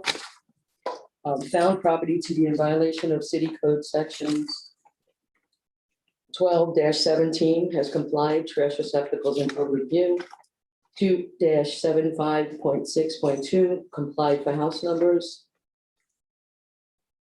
23.2-21 for a building permit. They need to apply, finalize, close permits for wood privacy fence. To achieve compliance, permits must apply, obtain, and finalize these codes. Issued a formal notice of violation of hearing on February 17, 21 by certified mail. Certified mail received May 29th, 2021.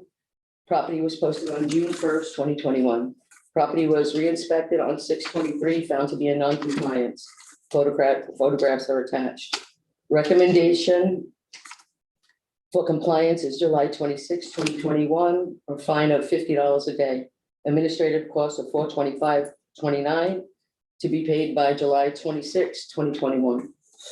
All right, thank you. I will find proper notice, even though the respondent is not present. Based on the testimony and the evidence, I find property has complied as cited, except for 23.2-21. That code section remains in violation. I'll allow until July 26, 2021 to cure that violation. Thereafter, daily fines of $50 per day are assessed until compliance is achieved. City's awarded administrative costs of $425.29, also payable by July 26.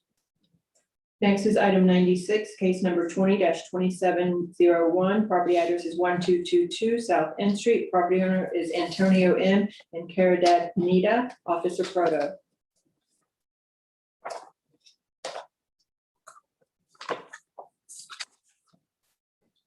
Code Officer Proto for the city of Lake Worth Beach, owner name and address is read into the records. Property location is 1222 South N Street.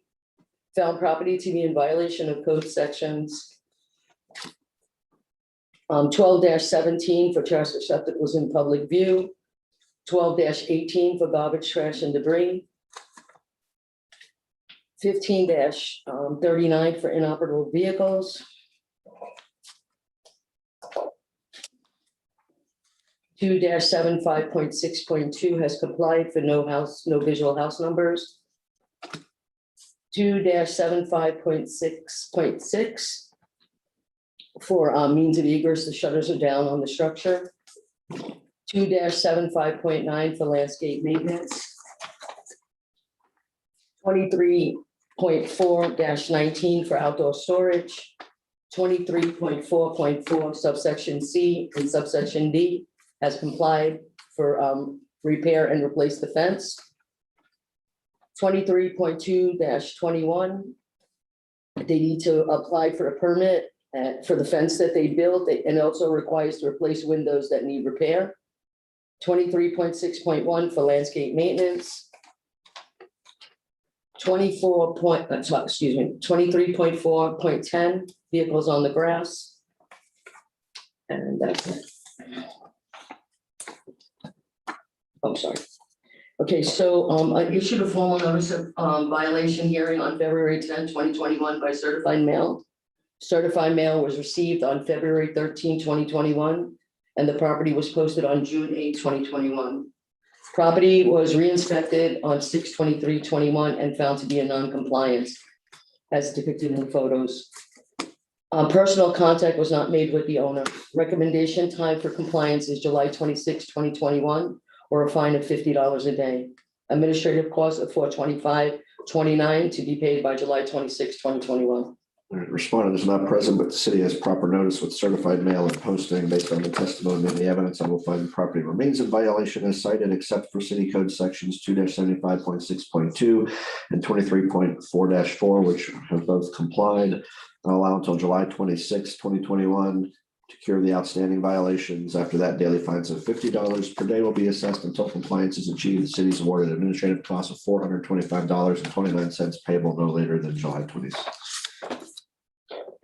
Item 97, case number 21-35 is complied. Item number 98, case number 21-74, property address of 110 16th Avenue South. Property owner is Charles L. Wilson, Officer Proto.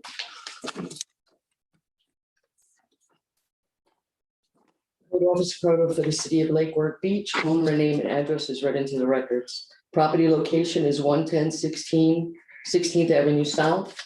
found property to be a violation of city code sections 1435 is complied for use and occupancy inspection. 2-75.6.2. The house needs to be painted, the driveway needs to be pressure washed. 2-75.9 has complied for landscape maintenance. Issued formal notice of violation hearing on March 1st, 21 by certified mail. Certified mail was received and returned to sender. Property was re-inspected on 6/23/21 and found to be in non-compliance. Photographs were attached. Personal contact was made with the owner via phone. Recommendation time for compliance is July 26, 2021, with a fine of $50 a day. Administrative costs of $425.29 to be paid by July 26, 2021. I think I do find proper notice in this case. I find the property has complied as cited, except for city code section 2-75.6.2, which remains in violation. Will allow until July 26, 2021 for that violation to be cured. After that, daily fines of $50 per day will be assessed until compliance is achieved. City's awarded administrative costs of $425.29, also payable by July 26th.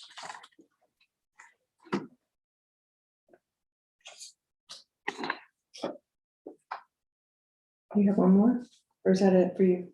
Is that it? That's it for you, right? Did I miss one? I think so. Did you read that one? Oh, I think I'm missing one. I think so. Yeah. No, Or you did one earlier. Yes, you did one earlier. yeah, but this is, case number 2114. Do you have it? I think that's, in this turn.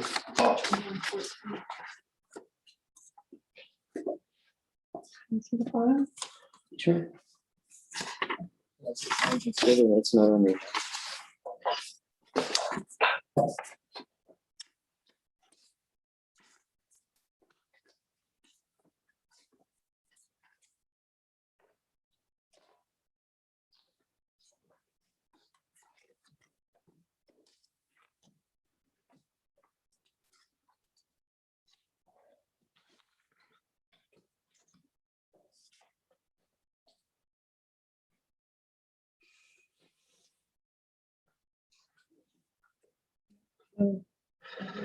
Is complied in the system for both of them.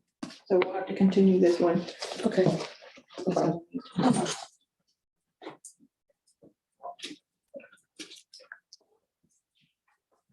Thank you. Yeah. Okay, we're gonna go to page.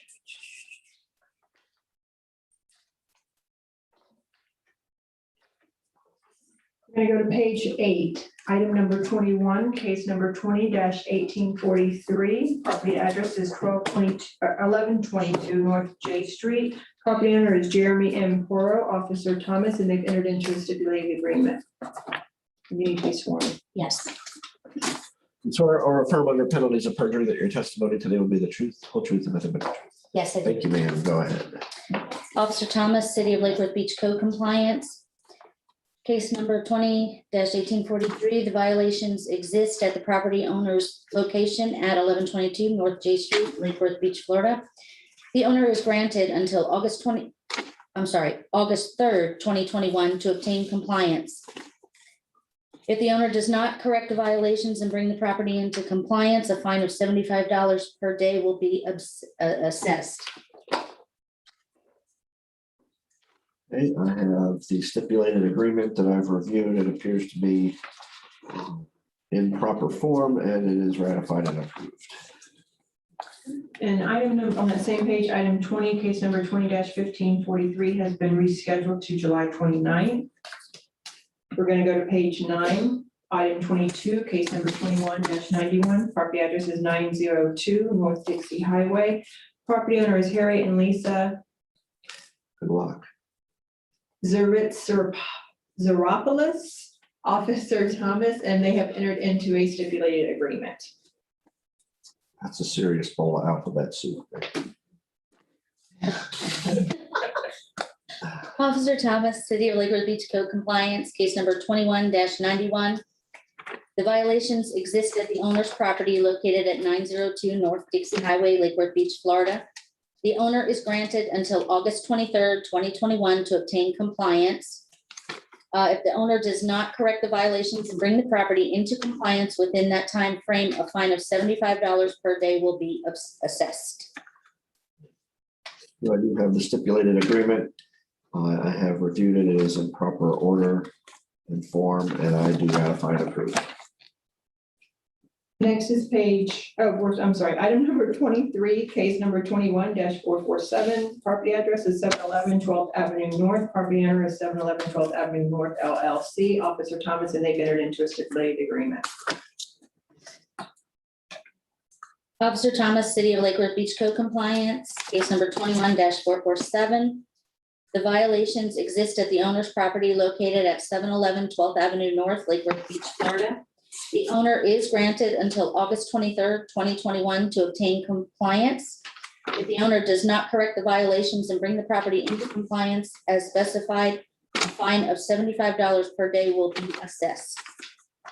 Thank you. I have the stipulated agreement. I've reviewed it. It is in proper form. It is ratified and approved. Okay, page 10 of the agenda, item number 24, case number 21-449. Property address is 1014 North J Street. Property owner is Mary Jane Tomlinson Trust. Mary Jane Tomlinson as trustee. Officer Thomas. Officer Thomas, City of Lake Worth Beach Code Compliance, case number 21-449, Mary Jane Tomlinson Trust. Property location is the 1014 North J Street. Property is in violations of LWCO 1217, garbage cans, recycle bins in public view. 12-18, garbage, trash cans, garbage, trash and debris on the property. LWCO 1432, business license required. LWCO 1435, needs a current use and occupancy inspection. LWCO 2-75.6.2. For pressure washing the structure, peeling paint on the fascia boards, dangling wires, hanging on building, and pressure washing the parking lot, walkways, and sidewalk to give a better curb appeal. LWCO 2-75.9, trim all landscaping on property. LWCO 23.4-7, parking lot maintenance. LWCO 23.6-1, landscape regulations, living ground cover is needed. I issued a formal notice of violation hearing on 3/3/2021 by certified mail. Certified mail was returned to us, the city, as unclaimed. However, the property was posted on 3/8/2021. Property was re-inspected on 6/21/2021 and still found to be in non-compliance of all violations. Photographs of the property have been taken showing the violations. I have not had contact with the property owner. The city is recommending a time frame of August 23rd, 2021, with a fine of $75 per day, administrative costs of $425.29 to also be paid by August 23rd, 2021. Thank you. The respondent is not present, but the city has proper notice with certified mail and posting. Based on testimony and evidence, I find the property remains in violation as cited. I'll allow until August 23rd, 2021 to cure the outstanding violations. After that, daily fines of $75 per day will be assessed until compliance is achieved. The city is awarded administrative costs of $425.29, also payable no later than August 23rd. Item 25, case number 21-482 is complied. Page 11, item 26, case number 21-484 has been rescheduled to July 29th. Item 27, case number 21-572, property address of 339 Dartmouth Drive. Property owner is Celestino and Elsa Chavez. Officer Thomas, and they have entered into a stipulated agreement. Thank you. Officer Thomas, City of Lake Worth Beach Code Compliance, case number 21-572. The violations exist at the owner's property located at 339 Dartmouth Drive, Lake Worth Beach, Florida. The owner is granted until August 24th, 2021 to obtain compliance. If the owner does not correct the violations and bring the property into compliance as noted, a fine of $75 per day will be assessed. The stipulated agreement. Reviewed and I approve and ratify, and just note the code compliance officer signature is missing. So on that. Otherwise, we're in good shape. I will sign that.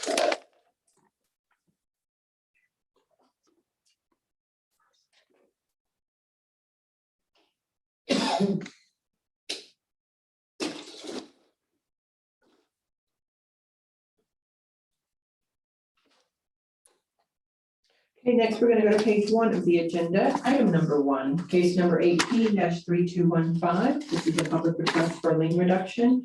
Property address is 618 South B Street. Property owner is Deborah L. Brinkle, Officer Turek, and they have entered into a stipulated agreement.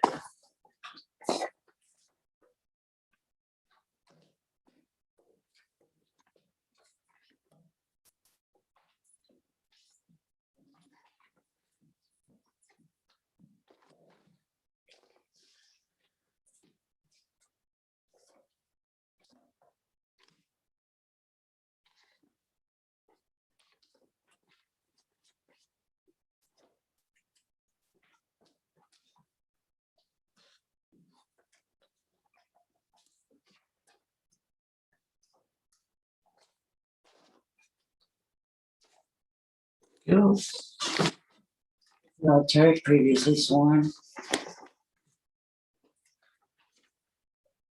This is a stipulated agreement for the property located at 618 South B Street, Lake Worth Beach, Florida. The lien amount on the property was $17,600, and the owner agrees to pay $3,520 to settle the lien. The owner agrees to make payment by July 16th. And if the city does not receive payment, the lien, it will resort back to the original $17,600.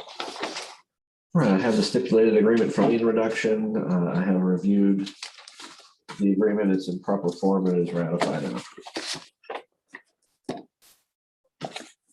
Next is item number 2, case number 06-70019. Property address is 715 South 8th Street. Case name is Brew A. Heron. New owner is Chider LLC, Officer Turek, and they've entered into a stipulated agreement. Okay, I have 3 liens on this property, same address, 300% rural, because there's more than 1 lien on the property. I think that's items 2, 3, and 4. Would you like me to go ahead and read those in? Okay, item number 3, case number 11-1008.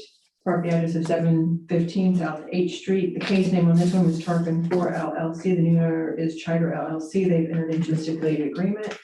And item number 4, case number 16-2018. Property address 715 South H Street. Case name was Tarpon 4 LLC. The new owner is Chider LLC, and they've entered into a stipulated agreement. I'm gonna start with 16-2018, if that's okay? The case number, 16-2018, okay.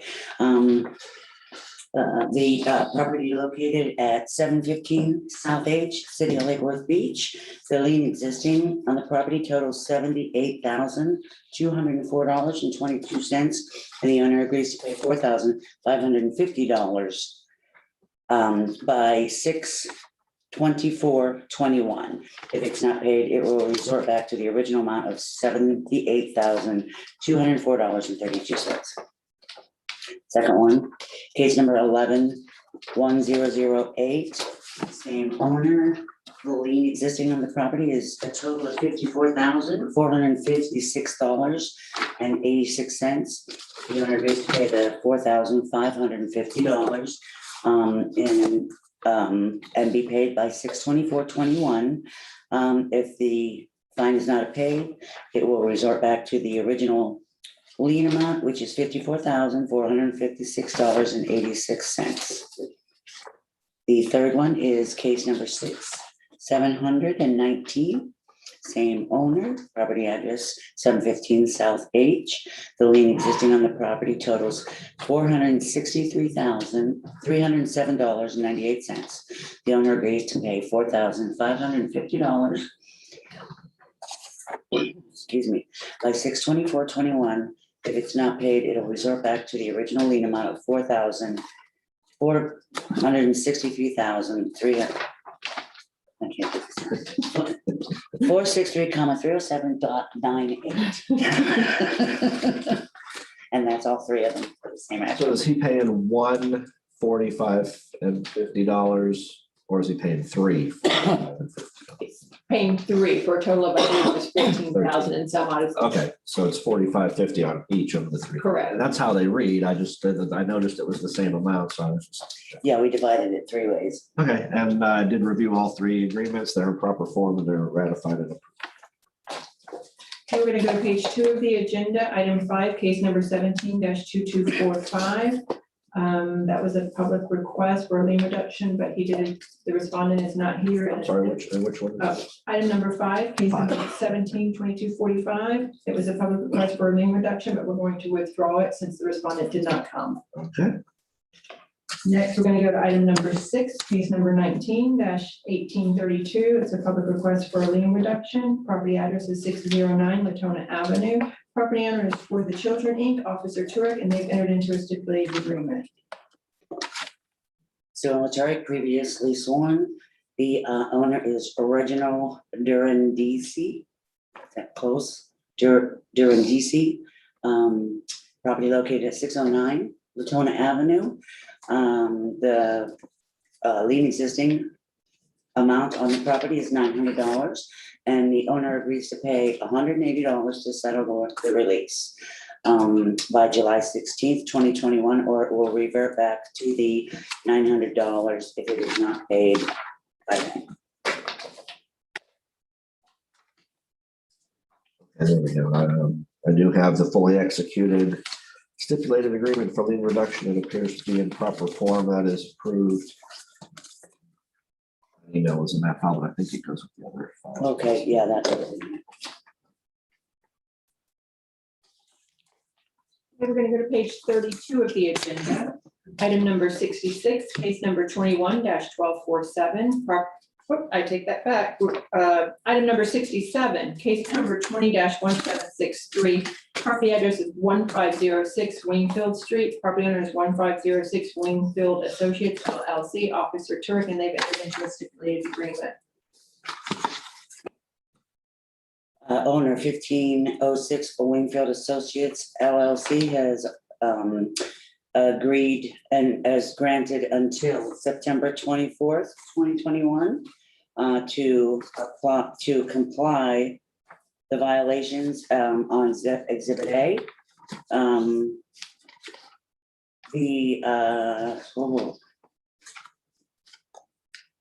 Looking for dates. September 24th to have the violations or $100 per day, forgive me. Got it. I do have the stipulated agreement. I've reviewed it. It is in proper form and is ratified and approved. Next is page 33, item 68, case number 20-2229. Property address is 1014 South G Street. Property owner is Benjamin Clavel, Officer Turek.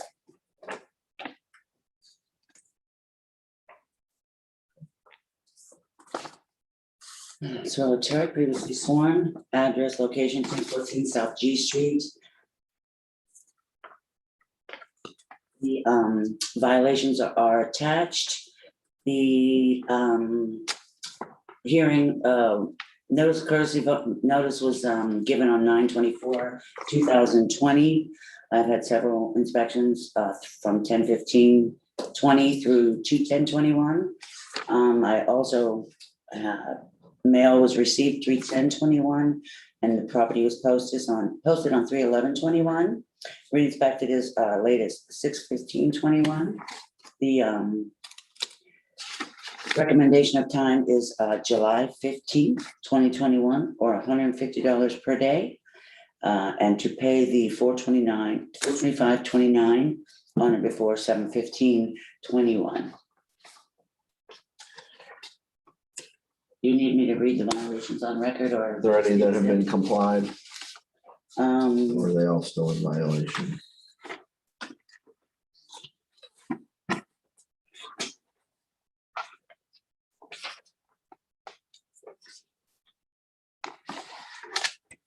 Yes, sir.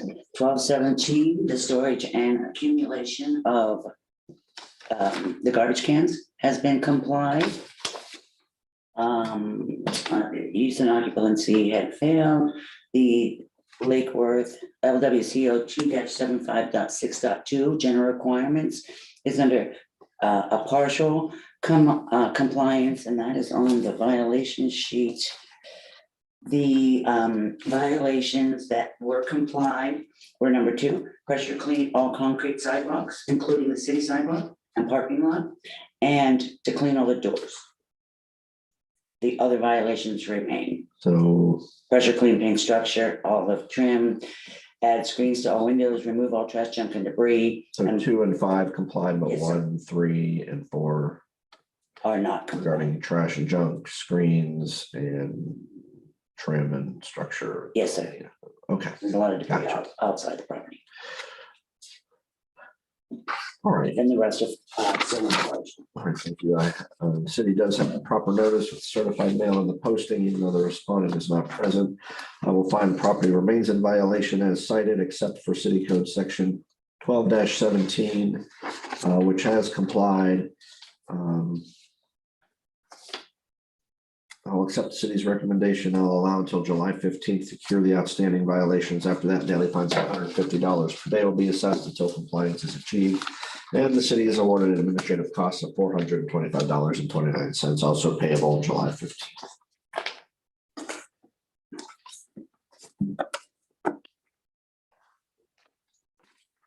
Give me 1 second.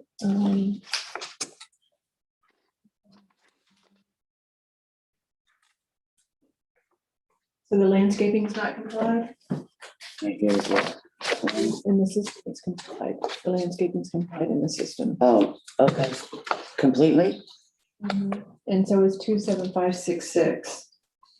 Fire safety requirements in the system. Oh, that's not on here. That's why I didn't mention them. Okay, you're on the wrong page. You should come to Wood Street, 1014 South G Street, page 33. Oh, my. What's the other one that complied? I'm showing 2-75.9 is complied and 2-75.6.6 is complied. And 23.2-21 has resolved. I'm not showing 1217 is complied. 1217. Is that complied now? Yes, that one was complied. What, You're on the wrong one. What Okay, address? Let me see. It's 1014 South G Street.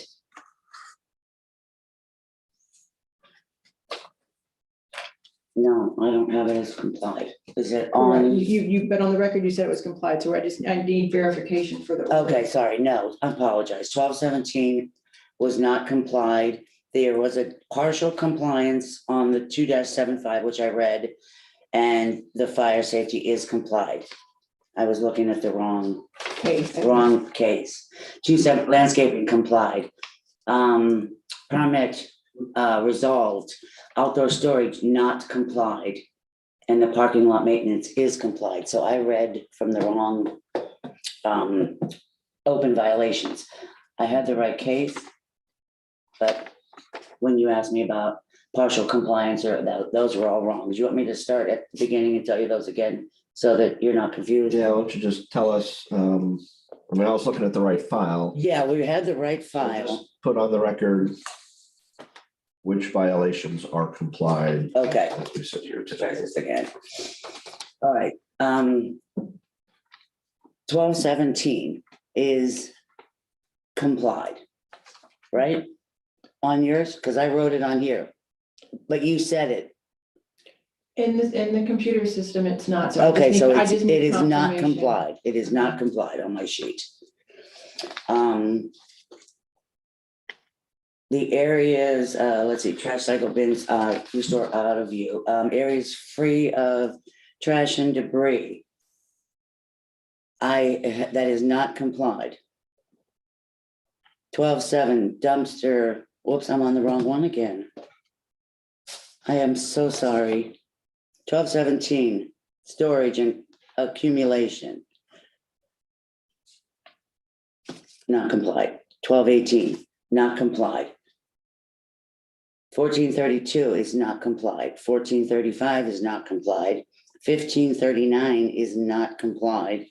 The general requirements do have a partial compliance of the right numbers. The 2 and 5 are complied, and the pressure clean and paint structures and all trim not complied. Sidewalking, that's complied. Add screens, not complied. Remove all trash, junk, and debris, not complied. So under those 5 violations, 2 and 5 are complied. The outdoor storage is not complied. Fire safety on here is complied. And landscaping complied, building permit VR, outdoor storage not complied, and the maintenance of parking lot is complied. I apologize for the confusion. Okay, so the order will find the property that remains in violation as cited, except for city code sections 2-75.6.6, 2-75.9, and 23.4-7, which have complied. Okay, and what was the time and fine again, please? Time and fine. Compliance is July 15th, daily fines after that of $150 per day. Administrative costs of $425.29. Thank you. Yeah.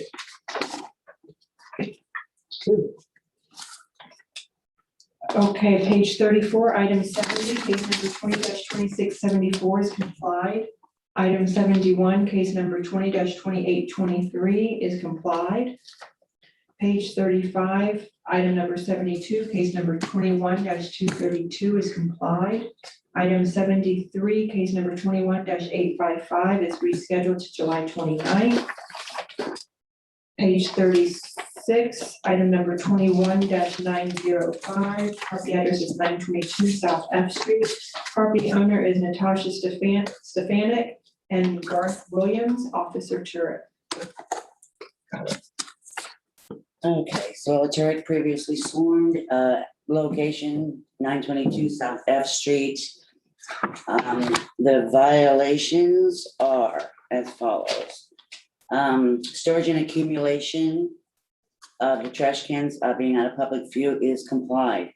1218, areas free of trash and debris, not complied. Remove all trash, junk, and debris from property to include but not limited to all carpets, vehicles, shopping carts, wood, buckets, trash, coolers, pallets, etc. Yard must be clean at all times. 1432 is the Lakewood business license. The owner has paid it, but he has failed his use and occupancy under 1435. 1539, abandoned vehicles are still on the property. 2-7562, I have a list here of please do the following, remove all trash and debris. Fix awnings and paint them. They must be in the upright position and working correctly, has complied. Remove all indoor furniture from property, has complied. Remove all junk from rear, carpets, trash, etc. has not been complied, and to keep the property clean at all times, pressure clean driveway and carport. Landscaping 2-75.9, add living ground cover to the entire property. With sod or landscaping, shrubs, trees, flowers, etc. Landscaping must be maintained at all times. And 2-4.10, no parking on lawns, front or back. Remove all inoperable vehicles and keep from parking on landscape and sidewalk. That's all of them.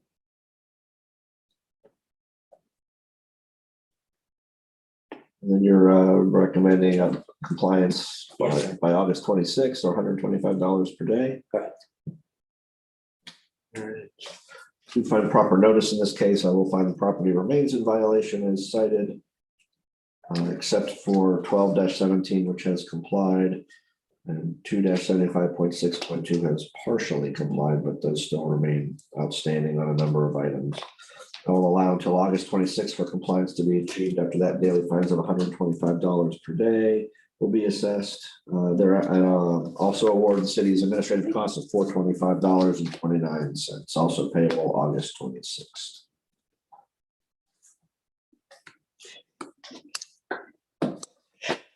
Next is item 75, case number 20-21 has been rescheduled to September 30th. We're gonna go to page 37, item number 76, case number 20-77. Property address is 1106 6th Avenue North. Property owner is Industrial Properties 2000 LLC, Officer Clinton Bush, and they've entered into a stipulated agreement.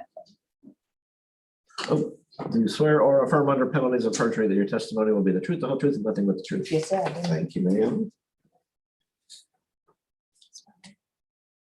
Got it. Officer Clinton Bush with the City of Liquid Beach Code Compliance, previously sworn.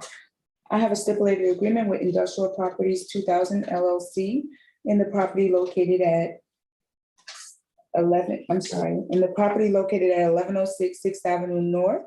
We have entered into a stipulated agreement and the owner is granted until July 26, 2021. If the owner does not create or bring the property into compliance, a fine of $100 per day will be assessed. And the owner understands that the City of Liquid Beach Code Compliance Officer will re-inspect the property to verify whether the necessary work has been completed to correct the violations in Exhibit A. I have reviewed the stipulated agreement. It's in proper form and it's ratified.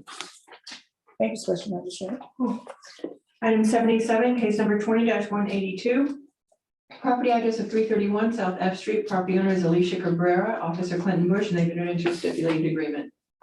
Officer Clinton Bush, previously sworn. I've entered into a stipulated agreement with Alicia Cabrera in the property located at 331 South F Street. The owner is granted until July 26, 2021 to obtain compliance as specified in Exhibit A. And that the owner, if the owner does not bring the property into compliance by July 26, 2021, a fine will be assessed of $75 per day. The owner understands that the City of Liquid Beach Code Compliance Officer will re-inspect the property to verify whether the property has completed necessary work.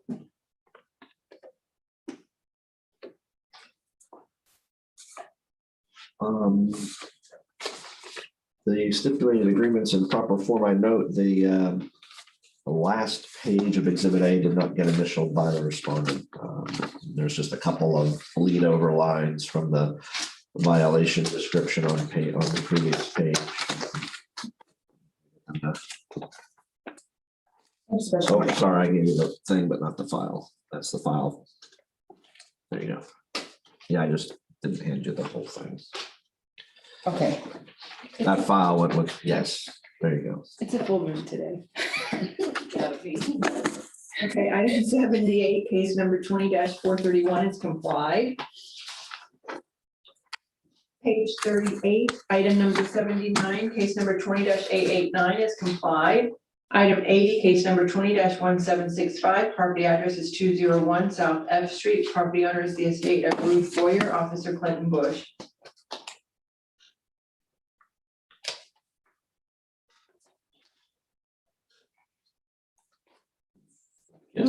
Officer Clinton Bush with the City of Liquid Beach Code Compliance, previously sworn. Case number 2017-65 with Ruth Boyer Estate and the property at 201 South F Street.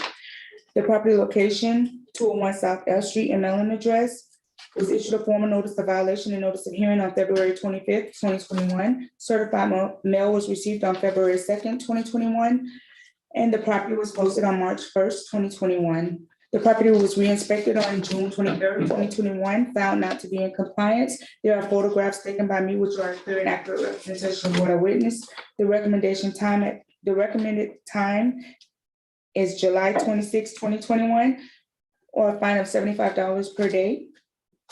An administrative cost of $425.29 to be paid by July 26, 2021 as well. All right, respondent is not present, but the city has proper notice with certified mail. Based on testimony and the evidence to find the property remains in violation as cited. I will allow until July 26th for the outstanding violations to be complied. After that, daily fines of $75 per day will be assessed until compliance is achieved. The city is awarded administrative costs of $425.29 payable no later than July 26th. Thank you, Special Magistrate. Item 81, case number 20-1801 is complied. Page 39, item 82, case number 20-1952 is rescheduled to July 29th. Item 83, case number 20-2330, property address of 1712 11th Avenue North. Property owner is Joel Pierre, Officer Clinton Bush. Officer Clint Bush with the City of Lakewood Beach Code Compliance Division, case number 2023-30, Joe Brier, and the property address 1712 11th Avenue North.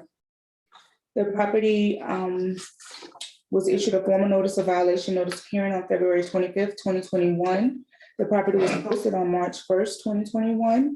The property was re-inspected on June 23rd, 2021, found to be in non-compliance. There are photographs of the property that have been taken. There are some clear photographs that were taken by myself on the 23rd. The recommended time is for July 26, 2021, or a fine of $100 per day be assessed. The administrative cost of $425.29 to be paid by July 26, 2021 as well. The violations that existed at the property includes Lakewood Code of Ordinances 14-32 and 14-35 to apply for and obtain the City of Lakewood Beach business license and inspections. Lakewood Code of Ordinances 2-75.9, the landscaping and maintenance of the landscaping.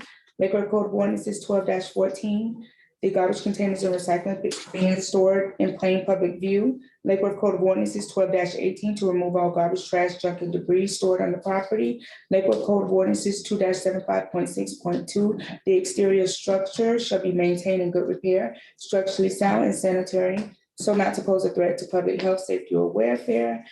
Lakewood Code of Ordinances, Lakewood Zoning Code 23.4-4, repair all cracked holes, breaks, and retaining wall / the knee wall.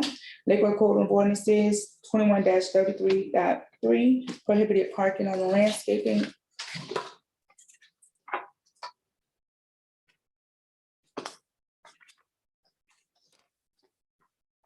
And July 26th, $100 per day. Yes, sir. All right.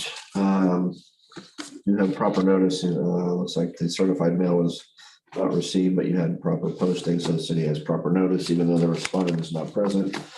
Based on the evidence in the testimony, I'll find the property remains in violation as cited, allowed until July 26, 2021 for compliance to be achieved. After that, daily fines of $100 per day will be assessed.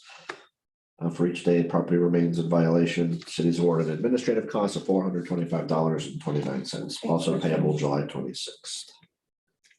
Next is page 40, item 84, case number 20-2508. Property address is 1212 Lake Avenue. Property owner is LW Hack Holdings LLC, Officer Clinton Bush, and they've entered into a stipulated agreement. Officer Clinton Bush with the City of Lakewood Beach Code Compliance. I've entered into a stipulated agreement with LW Hack Holdings LLC. The person signing the stipulated agreement had the authority to enter into the agreement, and the violations existed on the property of 1212 Lake Avenue in Lakewood Beach, Florida. The owner is granted until July 26, 2021 to come into compliance with the violations that are specified in Exhibit A, and that if the owner does not correct the violations and bring the property into compliance with the code section cited, a fine of $75 per day will be assessed, and that owners understand that the City of Lakewood Beach Code Compliance Officer will re-inspect the property to verify necessary work has been completed. Yeah, I have reviewed the stipulated agreements in proper form, ratified and approved. Thank you so much. Next is item 85, case number 20-2758, property address of 720 North C Street. Property owner is Javier Acosta, Officer Clinton Bush. Officer Clinton Bush with the City of Lakewood Beach Code Compliance, previously sworn, case number 20-2758, Javier Acosta, in the address at 720 North C Street. The notice of violation, notice of hearing was issued on February 25th, 2021. The property was posted on March 1st, 2021. The property was re-inspected on June 23rd, 2021, found to be in non-compliance. I do have photographs which are a clear and accurate representation of what I witnessed. And at this time, the city is recommending that that the owner come into compliance by July 26, 2021, or a fine of $100 per day be assessed, and administrative costs of $425.29 be assessed to be paid by July 26, 2021. The violations that exist at the property includes Lakewood Code of Ordinances 12-14, collection schedule and placement of garbage containers, Lakewood Code of Ordinances 12-17, the storage and accumulation of garbage, trash, junk, and debris, Lakewood Code of Ordinances 12-18, keeping all perimeters of the property free of trash, debris, creating a blight, Lakewood Code of Ordinances 2-75.9, our landscaping ordinances, the landscape shall be maintained, Lakewood Code of Ordinances 2-75.6.2, property shall be kept and maintained so not to create a blight influence to surrounding areas. Lakewood Code of Ordinances 23.2-21 to apply for and obtain a permit for installation of the windows and doors in all structures that are affixed with no permits. Lakewood Code of Ordinances 23.4-19 to remove all outdoor storage creating a nuisance and blighting influence to surrounding areas.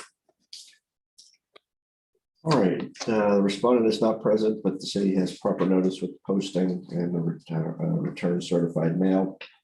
Based on the testimony and the evidence, I will find the property remains in violation as cited, allow until July 26, 2021 for compliance to be achieved. Thereafter, daily fines of $100 per day will be assessed. For each day the property remains in violation, I'll also award administrative costs of $425.29 payable no later than July 26. Thanks, Special Magistrate. Next is page 41, item 86, case number 20-2811, property address is 410 South D Street. Property owner is the estate of Leonard Scott, Officer Clinton Bush. Officer Clinton Bush previously sworn, case number 20-2811, Scott Leonard Estate, and the property address at 410 South D Street. The notice of violation notice of hearing was issued on February 25th, 2021. The certified mail was not received. The property was posted on March 1st, 2021. Property was re-inspected on June 23rd, 2021, found to be in non-compliance. I do have photographs which are a clear and accurate representation of what I witnessed. At this time, the city is recommending that the property come into compliance by July 26, 2021, or a fine of $100 per day be assessed, and administrative cost of $425.29 to be paid by July 26. Violations existing at the property includes Lakewood Code of Ordinances 12-14, garbage containers and recycling bins stored in view. Lakewood Code of Ordinances 2-75.6.2.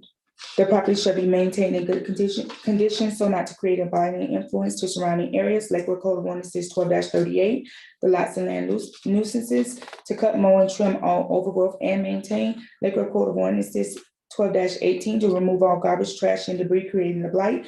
Lakewood Code of Ordinances 2-75.9, our landscaping ordinances, to restore the lawn and side areas to a healthy condition. Okay, with the return certified mail and the posting, the city has proper notice, even though the respondent is not present.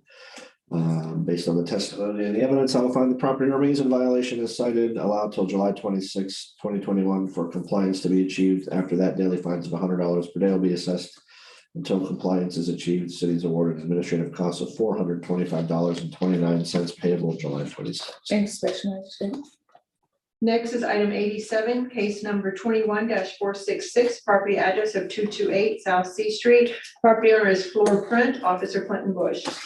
Officer Clinton Bush for the city of Lakewood Beach, co-complainants previously sworn, case number 21-0466, Print Floor, and the property was issued a notice of violation, notice of hearing on April 27, 2021. The property was posted on May 21st, 2021. The property was re-inspected on June 23rd, 2021. There are photographs that have been taken by myself, which are a clear and accurate representation of what I witnessed, sir. At this time, the city is recommending that the property come into compliance by July 26, 2021, or a fine of $100 per day be assessed, and administrative cost of $425.29 to be paid by July 26, 2021. Violations existing at the property includes Lakewood Code of Ordinances 14-32 and 14-35 to apply for and obtain a City of Lakewood Beach business license and approved inspections. Lakewood Code of Ordinances 2-75.9, landscape shall be maintained to trim all hedges, trees, and bushes, restore lawn to a healthy growth. Lakewood Code of Ordinances 12-14, the location and schedule and placement of the garbage containers and recycling bins. Lakewood Code of Ordinances 12-18, to remove all garbage, trash, junk, and debris stored at the property.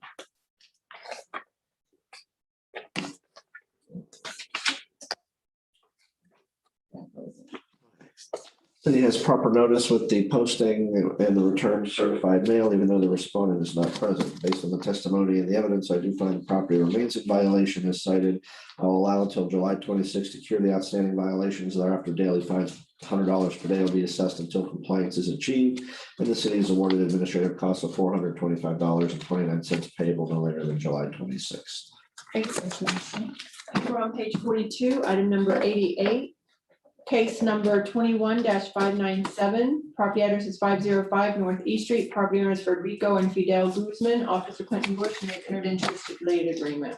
Officer Quentin Bush with the City of Lakewood Beach Code Compliance previously sworn, entered into a stipulated agreement with Federico Guzman, the owner or agent for the property, and that the violation existed on the property located at 505 North East Street, and that the owner is granted until August 26, 2021 to obtain compliance as specified in Exhibit A, and that the owner, if the owner does not correct the violations and bring the property into compliance with code section cited in Exhibit A, that $100 per day will be assessed, and that the owner understands that a City of Lakewood Beach Code Compliance Officer will re-inspect the property to verify that the necessary work has been completed to correct the violations in Exhibit A.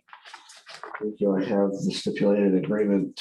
I've reviewed it. It's in proper form. It is approved and ratified. Thank you, Session. Item 89, case number 21-881 is complied. Item 90, case number 21-884 is complied. Page 43, item 91, case number 21-932 is complied. Item number 92, case number 21-934 is complied. Item number 93, case number 21-1370. Property address of 725 North East Street. Property owner is Christine Juggernaut. Officer Clinton Bush, and this is a repeat violation case. Thank you, Session. Officer Clinton Bush for the City of Lakewood Beach Code Compliance, case number 21-1370, Chris Juggernaut, on the property located at 725 North East Street as a repeat violation case. Lakewood Beach and code enforcement order case number 185670, where we entered into a stipulated agreement, which is on book 30899 and 30865. That is in the case file. That's this order, sir. It's also in the case file. Thank you. Which makes this case a repeat. I issued a formal notice of violation and notice of hearing for the repeat violation on June 3rd, 2021. The certified mail was received on June 7th, 2021, and the property was also posted on June 11th, 2021. The property was re-inspected on June 23rd, 2021 to still be found not in compliance. And at this time, the city is recommending that a fine be assessed of $100 per day from the date that we saw the fine. I'm sorry, the violations. And that would be the June 3rd date?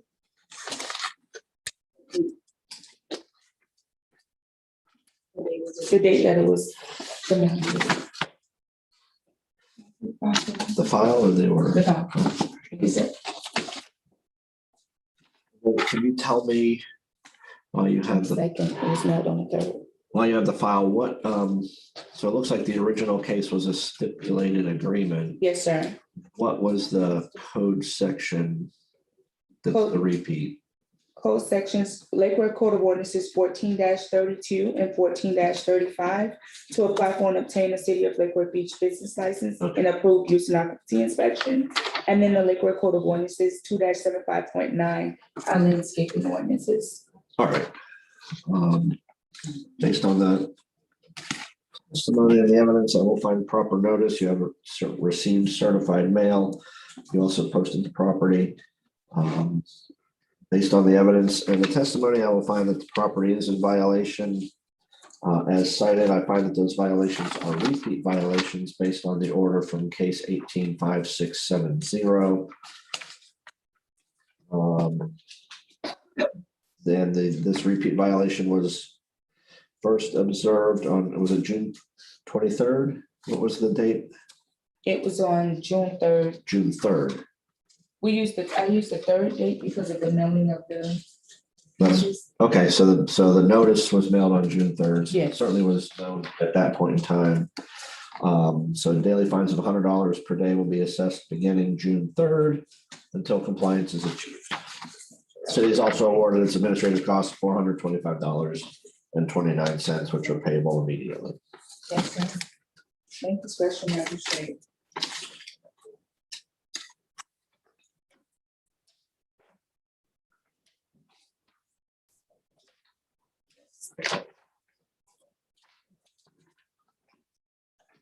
Now we're going to go to page 3 of the agenda. Item number 7, case number 20-1129. Property address is 1005 South End Street. Property owner is Martin Bedrich, Officer Hicks. Officer Hicks, City of Lake Worth Beach, property location 1005 South End Street. Found in violation of city code sections 2-75.6.6 to remove all coverings from windows. Section 12-18, remove all trash and debris from property. Section 2-75.6.2, replace or repair all screens falling out of windows. Replace all torn screens on structure and rear porch. Repair or replace all damaged fencing on the property. Permit may be required. Remove all mildew, dirt, and peeling paint from both structures and paint as needed. Place house numbers on house so they are visible from the street. Sections 23.2-21. Please apply for, obtain, and finalize closed permits for replacing any fencing. Issued formal notice of violation and hearing by certified mail on 3/3/2021. Certified mail was unclaimed. I posted the property on 3/9/2021. Property was re-inspected on 4/5/2021 and 6/23/2021 and found to be in non-compliance. Photographs have been taken of all the violations. I did not have personal contact with the property owner. City's recommendation time is July 29th/2021, or $100 per day fine, plus the administrative cost of $425.29 to be paid by July 29th/2021. Thank you. I will find proper notice in this case with the posting after the return certified mail, even though the respondent is not present. Based on the testimony and the evidence, if the property remains in violation as cited, I will allow until July 29th/2021 for the violations to be cured. After that, daily fines of $100 per day will be assessed for each day the property remains in violation. City is awarded administrative costs of $425.29 payable no later than July 29th. Next is page 4, item number 9, case number 20-2051. Property address is 1486 Cochran Drive. Property owner is Alfonso, Michael, and Mariano Chiaffi, Officer Hicks. Officer Hicks, City of Lake Worth Beach, property location 1486 Cochran Drive, found to be in violation of city code sections 12-17 to remove garbage cans from view, 15-39 to remove all unlicensed or inoperable vehicles from property or make legal. Sections 2-75.6.2, house numbers must be visible on structure. 2-75.9, cut and trim all overgrown grass, trees, hedges, bushes, etc. 21-33 to remove all vehicles parked on sidewalk. That violation is complied. Issued a courtesy notice for violation hearing on courtesy notice on 8/25/2020. Re-inspected on 12/16/2020 and found to be in non-compliance. Issued formal notice of violation and hearing by certified mail on 3/5/2021. Certified mail was received on 3/10/2021. Posted a property on 3/9/2021. Property was re-inspected on 3/22/2021 and 6/23/2021 and found to be in non-compliance. Photographs have been taken of the violations. I did have personal contact with the property owner. City's recommendation time is July 29th/2021, or $100 day fine, plus the administrative cost of $425.29 to be paid by July 29th/2021. Thank you. The city has proper notice with the received certified mail and also the posting, even though the respondent is not present. Based on testimony and the evidence, I will find the property remains in violation as cited, except for code section 2133, which has complied. I'll allow until July 29th/2021 to cure the outstanding violations. After that, daily fines of $100 per day will be assessed until compliance is achieved. The city is awarded administrative costs of $425.29 payable no later than July 29th. Next is item 10, case number 20-2380. Property address is 313 South Lakeside Drive. Property owner is Jack's Realty Fund 3 LLC, Officer Hicks. Property location 313 South Lakeside Drive, found to be in violation of city code sections 23.2-21. Apply for, obtain, finalize, and close out permits for installing new roofs on both structures and installing new windows in the rear structure. Contact zoning and planning due to the properties in historical district. The permits for the roofs have been finalized and closed. The permits are still open for the windows. Sections 12-18, trash and debris has been complied. 2-75.6.2 to repair, replace roofs from front rear structure, that has complied. Replace waterproof electrical on rear structure, that has complied. Remove all dirt and mildew, peeling paint, rotten wood from all structures on the property. Entryway, steps, sidewalks, patios, decks, railings, roofs, and paint as needed, that has complied. 2-75.6.6 to remove all metal and woods from covering windows, that has complied. Sections 2-75.9, cut and trim all overgrown landscaping, that has complied. Section 6-6, tenant must cease and desist running animal rescue, that has complied. Sections 12-17, remove all garbage cans from public view, that has complied. Issued a courtesy notice on 10/7 of 2020, was re-inspected on 11/10 of 2020 and found to be a non-compliance. Issued certified mail for the violation and hearing on 10/26 of 2020, and again on 3/22 of 2021. Certified mail was received on 10/31 of 2020. Posted a property on 3/23 of 2021. Compliance extensions were given from 3/25/2021 to 5/27/2021 and to 6/24/2021. Property was re-inspected on 6/23/2021 and found to be in non-compliance. Photographs have been taken of the to show all the violations. I did have personal contact with the property owner. City's recommendation time is August 26th of 2021, or $100 per day fine, plus the administrative cost of $425.29 to be paid by August 26th of 2021. All right, so if I got that right, the only thing that's outstanding is the open permit for the windows. Correct. Everything else is compliant. Correct. All right, and you do have proper notice with the certified mail and the posting, even though the respondent is not present. Based on the evidence and the testimony, I will find the property has complied with all violations as cited, except for the open permit regarding windows, which is code section 23.2-21. I will allow until August 26th to comply that outstanding violation. After that, daily fines of $100 per day will be assessed until compliance is achieved. City is also awarded administrative costs of $425.29 payable no later than August 26th. Okay, next is item 11, case number 20-2503. Property address is 1618 South Federal Highway. Property owner is Lake Worth Oasis LLC. Officer Hicks.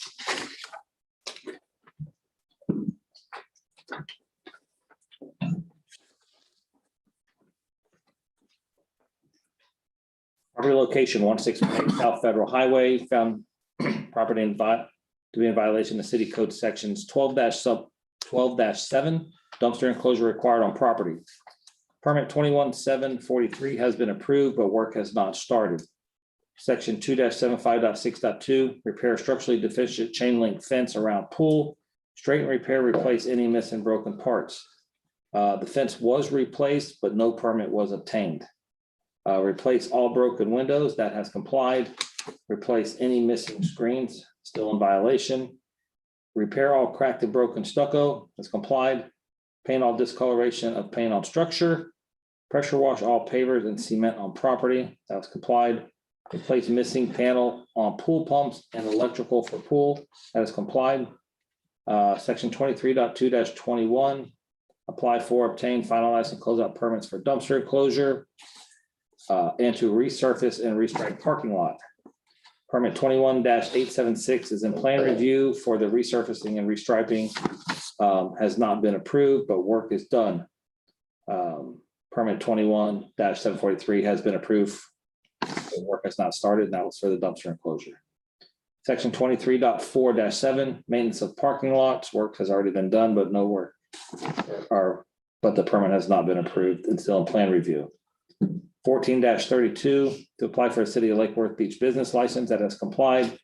Sections 2-75.9, cut and trim all overgrown grass, trees, hedges, etc., that has complied. Issued a formal notice of violation and hearing by certified mail on 11/2/2020 and again on 5/5 of 2021. Certified mail was received on 11/5/2020 and 5/8 of 2021. Posted a property on 5/7 of 2021. Compliance extension was given from 3/25 of 2021 to 6/24 of 2021. Property was re-inspected on 2/3 of 2021 and 6/14 of 2021, found to be in non-compliance. Photographs have been taken to show the violations. I did have personal contact with the property owner via phone and email. City's recommendation time is August 30th of 2021 or $100 a day fine, plus the administrative cost of $425.29 to be paid by July 29th of 2021. So the only code sections completely in compliance are 1432 and 2-75.9. Correct. A lot of 2-75.621 is compliant, but there's still a few outstanding. Got Correct. Can you give me the compliance fee again? Because I'm August 30th, sorry. and I heard July 29th. August 30th. August 30th. And also to be paid by August 30th. I'm sorry, I forgot Thank to you. change that. Yeah. All right. City has proper notice with certified mail and the posting. Based on the evidence of the testimony, I will find property remains in violation as cited, except for 2-75.9, which is complied, 14-32, which is complied. Some of 2-75.6.2 is complied, but some remains in violation, as the testimony explained. I will allow until August 30th to cure all outstanding violations. After that, daily fines of $100 per day will be assessed until compliance is achieved. City's awarded administrative costs of $425.29 payable no later than August 30th. Next is page 5, item 14, case number 20-2724. Property address is 711 South Federal Highway. Property owner is 2 Matthew LLC, Officer Hicks. They've entered into a stipulated agreement. Owner's property located at 711 South Federal Highway, Lake Worth Beach, Florida, 33460. Has entered into a stipulated agreement. The owner is granted until September 23rd of 2021 to obtain compliance as specified in Exhibit A. That if the owner does not correct the violations or bring the property into compliance with the code section cited in Exhibit A, the date set forth above, a fine of $100 per day will be assessed. All right, I have reviewed the stipulated agreement. It is in proper form, ratified and approved. Next is page 6, item 15, case number 21-7. Property address is 1630 South Federal Highway. Property owner Lake Worth Oasis LLC, Officer Hicks.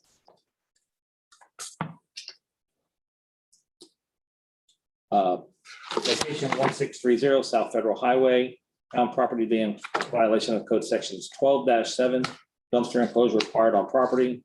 Please apply for, obtain, and finalize and close out permits. Sections 2-75.6.2, remove all peeling paint, discolored paint, and paint as needed. Sections 23.4-7, maintenance of parking lots. Work has been completed, but no permit was obtained for the parking lots. Sections 2-75.9, cut and trim all overgrown grass, trees, hedges, etc. That violation was complied. Issued a formal notice of violation hearing by certified mail on 2/24 of 2021. Certified mail was received on 4/7 of 2021. Posted to property on 5/7 of 2021. Property was re-inspected on 3/29 of 2021 and 6/14 of 2021. Found to be in non-compliance. Photographs have been taken to show the violations. We did have personal contact with the property owner. City's recommendation time is August 30th of 2021 or $100 per day fine, plus the administrative cost of $425.29 to be paid by August 30th, 2021. The city has proper notice in this case with the received certified mail and posting. Based on the evidence and the testimony, property remains in violation as cited. However, except there was compliance with city code section 2-75.9.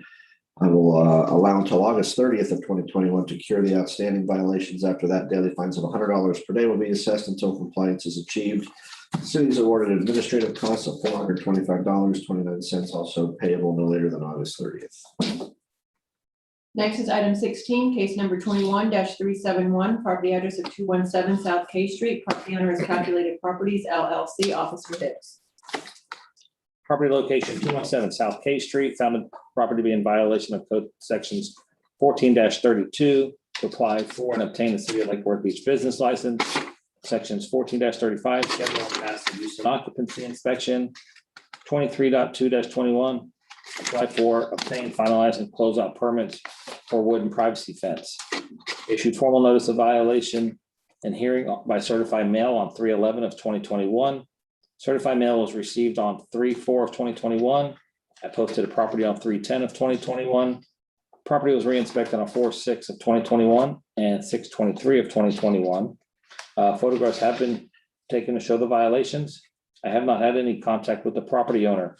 City's recommendation time is August 30th of 2021. $400 per day fine, plus the administrative cost of $425.29, also to be paid by August 30th of 2021. All right, city has a proper notice with the received certified mail and with the posting, even though the respondent is not present. Based on the evidence in the testimony, I find the property remains in violation as cited. We'll allow until August 30th for the property to be cured of the outstanding violations. Thereafter, daily fines of $100 per day will be assessed until compliance is achieved. Administrative costs of $425.29 are also payable no later than August 30th. Next is item 19, case number 21-834, property address of 2202 Lake Worth Road. Property owner is 2202 Lake Worth Road LLC, Officer Hicks. Did we skip over 17 or no? I apologize. Item 17, case number 21-379 is rescheduled to July 29th. Okay, now we're at page 7, item number 19, case number 21-834. Property address of 2202 Lake Worth Road, property owner of 2202 Lake Worth Road LLC, Officer Hicks. Property location 2202 Lake Worth Road found to be in violation of city code sections 12-18 to remove all trash and debris from property. Sections 23.4.10, parking and prohibited on all lawns or landscaping areas in all zoning districts. 23.6-1, all other lots and areas not covered by driveways or structures shall be planted with living ground cover or other approved landscape materials. Issued formal notice of violation and hearing on by certified mail on 4/27 of 2021. Certified mail was received on 4/30 of 2021. Property was re-inspected on 5/7 of 2021 and 6/23 of 2021. Photographs were taken of the property to show the violations. I did have personal contact with the property owner. City's recommendation time is July 29th of 2021, or fines of $100 per day, plus the administrative cost of $425.29 to be paid by July 29th of 2021. All right, thank you. I do find proper notice with the certified mail and the post, or you just had received certified mail in this case, even though the respondent is not present, that is proper notice. I will find property remains in violation as cited, allow until July 29th to cure the violations. Thereafter, daily fines of $100 per day will be assessed until compliance is achieved. And the city is awarded $425.29 in administrative costs payable by July 29th.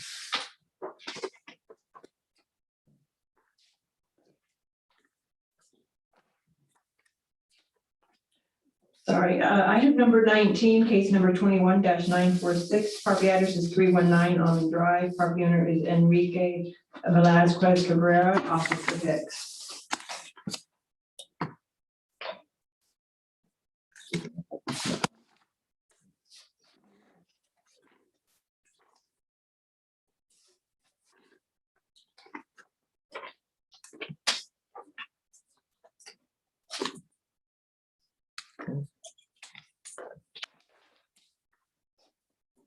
Property location 319 Almond Drive, situated on site address 431 Boutwell Road, found to be in violation of city code sections 12-18 to remove all trash and debris from property.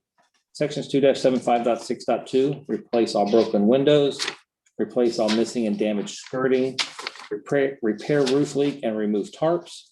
That was complied on 5/20 of 2021. Repair or replace all windows so they open and close properly. 2-75.6.6, means of egress, remove all boards from covering all windows, remove all screws and metal straps from holding windows closed. 23.6-1, living ground cover needs to be planted in all dirt areas. 15-39, trailer needs to have current registration attached. That violation is complied. Issued a formal notice of violation and hearing by certified mail on 4/26 of 2021. Certified mail was received on 5/1 of 2021. I posted the property on 4/28 of 2021. Property was re-inspected on 6/2 of 2021 and 6/23 of 2021 and found to be in non-compliance. Photographs have been taken to show the violations. I did not have any personal contact with the property owner. City's recommendation time is July 29th of 2021, or fines of $100 per day, plus the administrative cost of $425.29 to be paid by July 29th of 2021. Okay, the city has proper notice with the certified mail and the posting. I will find based on the evidence, the property remains in violation as cited, except has complied with city code section 15-39, portion of 2-75.6.2, but a portion of that still remains outstanding. I'll allow until July 29th for the outstanding violations to be compliant. After that, daily fines of $100 per day will be assessed until compliance is achieved. City is also awarded an administrative cost of $425.29 payable by July 29th. Okay, now for Officer Beware, I'm going to go ahead and read in her cases that were either complied or rescheduled because I didn't do that earlier. So we're going to go to page 13, item 31, case number 20-1071 is complied. Item 13. Before, I had agenda items 28 and 29 outstanding. Okay, so item number 28, case number 21-608 is complied. Item number 29, case number 21-801 is complied. Thanks. Right now. Now, page 13, item 31, case number 20-1071 is complied. Item 32, case number 20-1552 has been rescheduled to July 29th. Item 33, case number 20-2783 is complied. Page 14, item 34, case number 20-2787 is complied. Item 35, case number 20-2792 is complied. Item 36, case number 2809 is complied. We're going to page 16 now. Item 37, case number 20-2812 is complied. Item 38, case number 20-2813 is complied. Page 17, item 39, case number 20-2815 is complied. Item 40, case number 20-2816 is complied. Page 18, item 41, case number 20-2817 is complied. Page 19, item 42, case number 20-2836 is complied. Item 43, case number 20-2840 is complied. Going to page 20, item 44, case number 20-2846 is complied. Item 45, case number 20-2847 is complied. Page 21, item 46, case number 20-2849 is rescheduled to July 29th. Page 22, item 47, case number 20-2850 is complied. Item 48, case number 20-2852 is complied. Item number 49, case number 21-872 is complied. So I think that concludes us for the regular agenda, and now we have. I had 51, 50. I had stuff on page 24 and 25 and 26 still. Okay, page 24. Page 24, item 51, case 20-2116 is rescheduled to July 29th. Item 52, case number 20-2153 is rescheduled to July 29th. Item 53, case number 20-2870 is rescheduled to July 29th. Page 25, item 54 is rescheduled to July 29th. Item 56 is rescheduled to August 26th. 57. Item 57 is complied.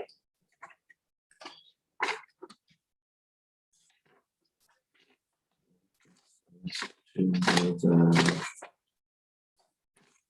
is all the way to the end, right?